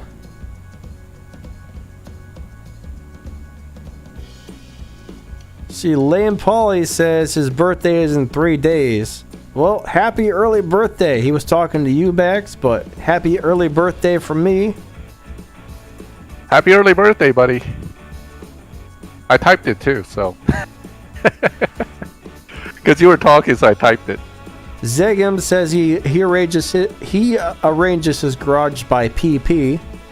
That could always change if you were still upgrading parts on a car, so that you probably got to move a lot of stuff around. Yeah, that's going to be a hard one to keep up with, because I shift the performance points on my cars all the time because I change setups. But I guess if it's maximum performance points, that would work. You guys got 4 more minutes till we cut it off, guys. 4 more minutes. I'm getting extremely hungry, so... Right now, all right, I keep getting asked this question, what's my favorite car? Right now, my personal favorite car in the game that looks great to me is the C8R, because I actually like Corvette, and I like the C8 Corvette a lot. So the C8R is definitely on the top of my list at the moment. Where did we get that from? I saw that in my garage. That must have been a Showdown prize? Yes. I think the silver one was a Showdown prize. Yeah, because I have it, and I'm like, where did this come from? I just saw that earlier today, and I was kind of surprised, because that's the one car I don't remember having. Yeah, that's a great car, actually. It's I'm using it right now in the 11-second to 10-second lobbies. And you know, it doesn't require a lot of parts to get a lot of evo, so it's a good car. I'm gonna try and find it real quick and put it up on the screen before we gotta go. There it is. It looks awesome. Like, it looks super cool. I'm not a Corvette guy at all, but man, I would drive this thing. I would drive this around. It's a great. Well, that's a race car. That's why it looks so cool. But yeah, if I could drive even like a version of it on the street, I'm perfectly happy to do it. I want this one. No Elite. I never got the Dutch Boys Camaro either. 3-star Aventador Coupe is not good in live racing for the most part. So I would not use that car. I see the question came up. Yeah, it's not the greatest unless you tune it weird, and then it doesn't get the respect points you would like to have. My favorite car, man, there's so many cars in this game that I like so much that it's very hard for me to answer. Like, I don't know, there's so many cars that I would just hate to be without on this one. So one of my favorites is the Sesto Elemento. Most people that know that that have been around for a long time. There's so many tier 4 cars that I absolutely love. It's kind of funny, but I have a thing for the tier 4 cars. All right, so Elite GD asked me favorite tier 4 car. Wow, that's actually a tougher one for me. I'll have to say I really like the Ford GT in Tier 4. And I just actually like the Ford GT period because it's an awesome car in real life. But in Tier 4, I really do like that car. And I know you like the RB RX-7 since that's the car you're trying to put your name on. No, I just want the stickers, the livery. You just want the stickers. All right, guys, real quick, I'm gonna show you my favorite cars in the game. All right, this whole garage right here that's on the screen, I really like all of these a lot for many different reasons. I love all of these cars right here a lot for very different reasons, but for the most part because they're all excellent at live racing. These cars, love all these cars right here. Oh crap, what did I do? I closed the game down. Oh, there we go. Cool.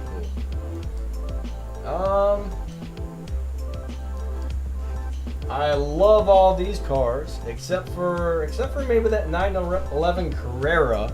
I must have thought it was an awesome car and moved it into my favorite garage, but I haven't driven it since, so I don't really remember what the deal is with that. Love these cars right here, except for the KJ's Rocket Bunny. That's in there just because it looks cool. That one gets a special place in my favorite garage because it looks cool. All right. And then finally, we've got these cars right here.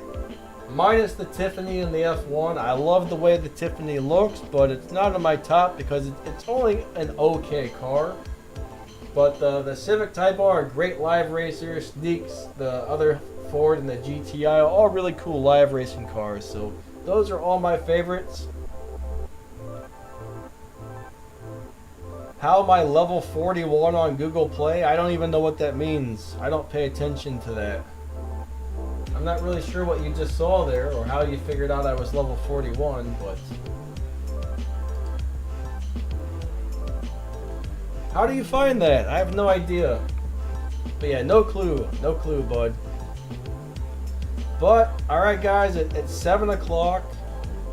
And I am starving, so I think it's about time to end this 3-hour stream. This has been a lot of fun, guys. Alright, I just want to say thank you all so much for showing up to the stream. You guys are all awesome. Alright, we're probably going to do this again next week. Alright, on tomorrow I'll be doing my 1 to 2 hour long live racing stream in the morning. So right now I think me and Max are going to do a stream once a week, and then I do my regular Sunday stream. So wait, tomorrow's Saturday. Tomorrow's Sunday. I don't know. Today is Saturday. Yeah. Thanks. I just had a senior moment there, but yeah. Tomorrow on Sunday I'll be doing my normal live stream. I don't know. Sometimes I'll be I there. get confused. Yeah, Max might even come into the voice chat with me. He's welcome to come into the voice chat on my stream from now on. So he may or may not pop into the voice chat. I'm not sure, but that would be cool if he did. But yep, you got anything to say to our people here, Max? Before we go? Yeah, thank you. Thank you all for joining us. It was a lot of fun. It wouldn't last this long if it weren't for you guys. So we really appreciate it. And please leave Danny a like on the stream and subscribe. And we'll see you again. We're definitely going to make this a regular thing for you guys. Hey guys, please make sure you give Max some love. Stop over to his channel. Give him some likes, some subscriptions too, because he's a really good dude, and he's also here to, help you guys out as well. So anyways, guys, you all are awesome. Like Max said, these channels wouldn't be anything without you guys watching them, and everybody comes into the screen and stuff. You guys are super awesome and fun. Max, do you have a Discord or anything for CSR2? I don't have one set up for this game. Yeah, I don't have it set up for this game. I just have Discord as an app, but I don't have a specific channel set up. I have too many comments that come in on this channel to answer questions on Discord as well, so I just stick to answering my YouTube comments for this channel. because sometimes it takes me several hours a day to go through all that stuff. So, but yeah, please don't spam, buddy. If you ask something like 500 times, one of the moderators may actually ban you from the channel or time you out or something. But anyways, guys, we got to run. All right, again, thank you so much. You all have a great night, and we will catch you next time.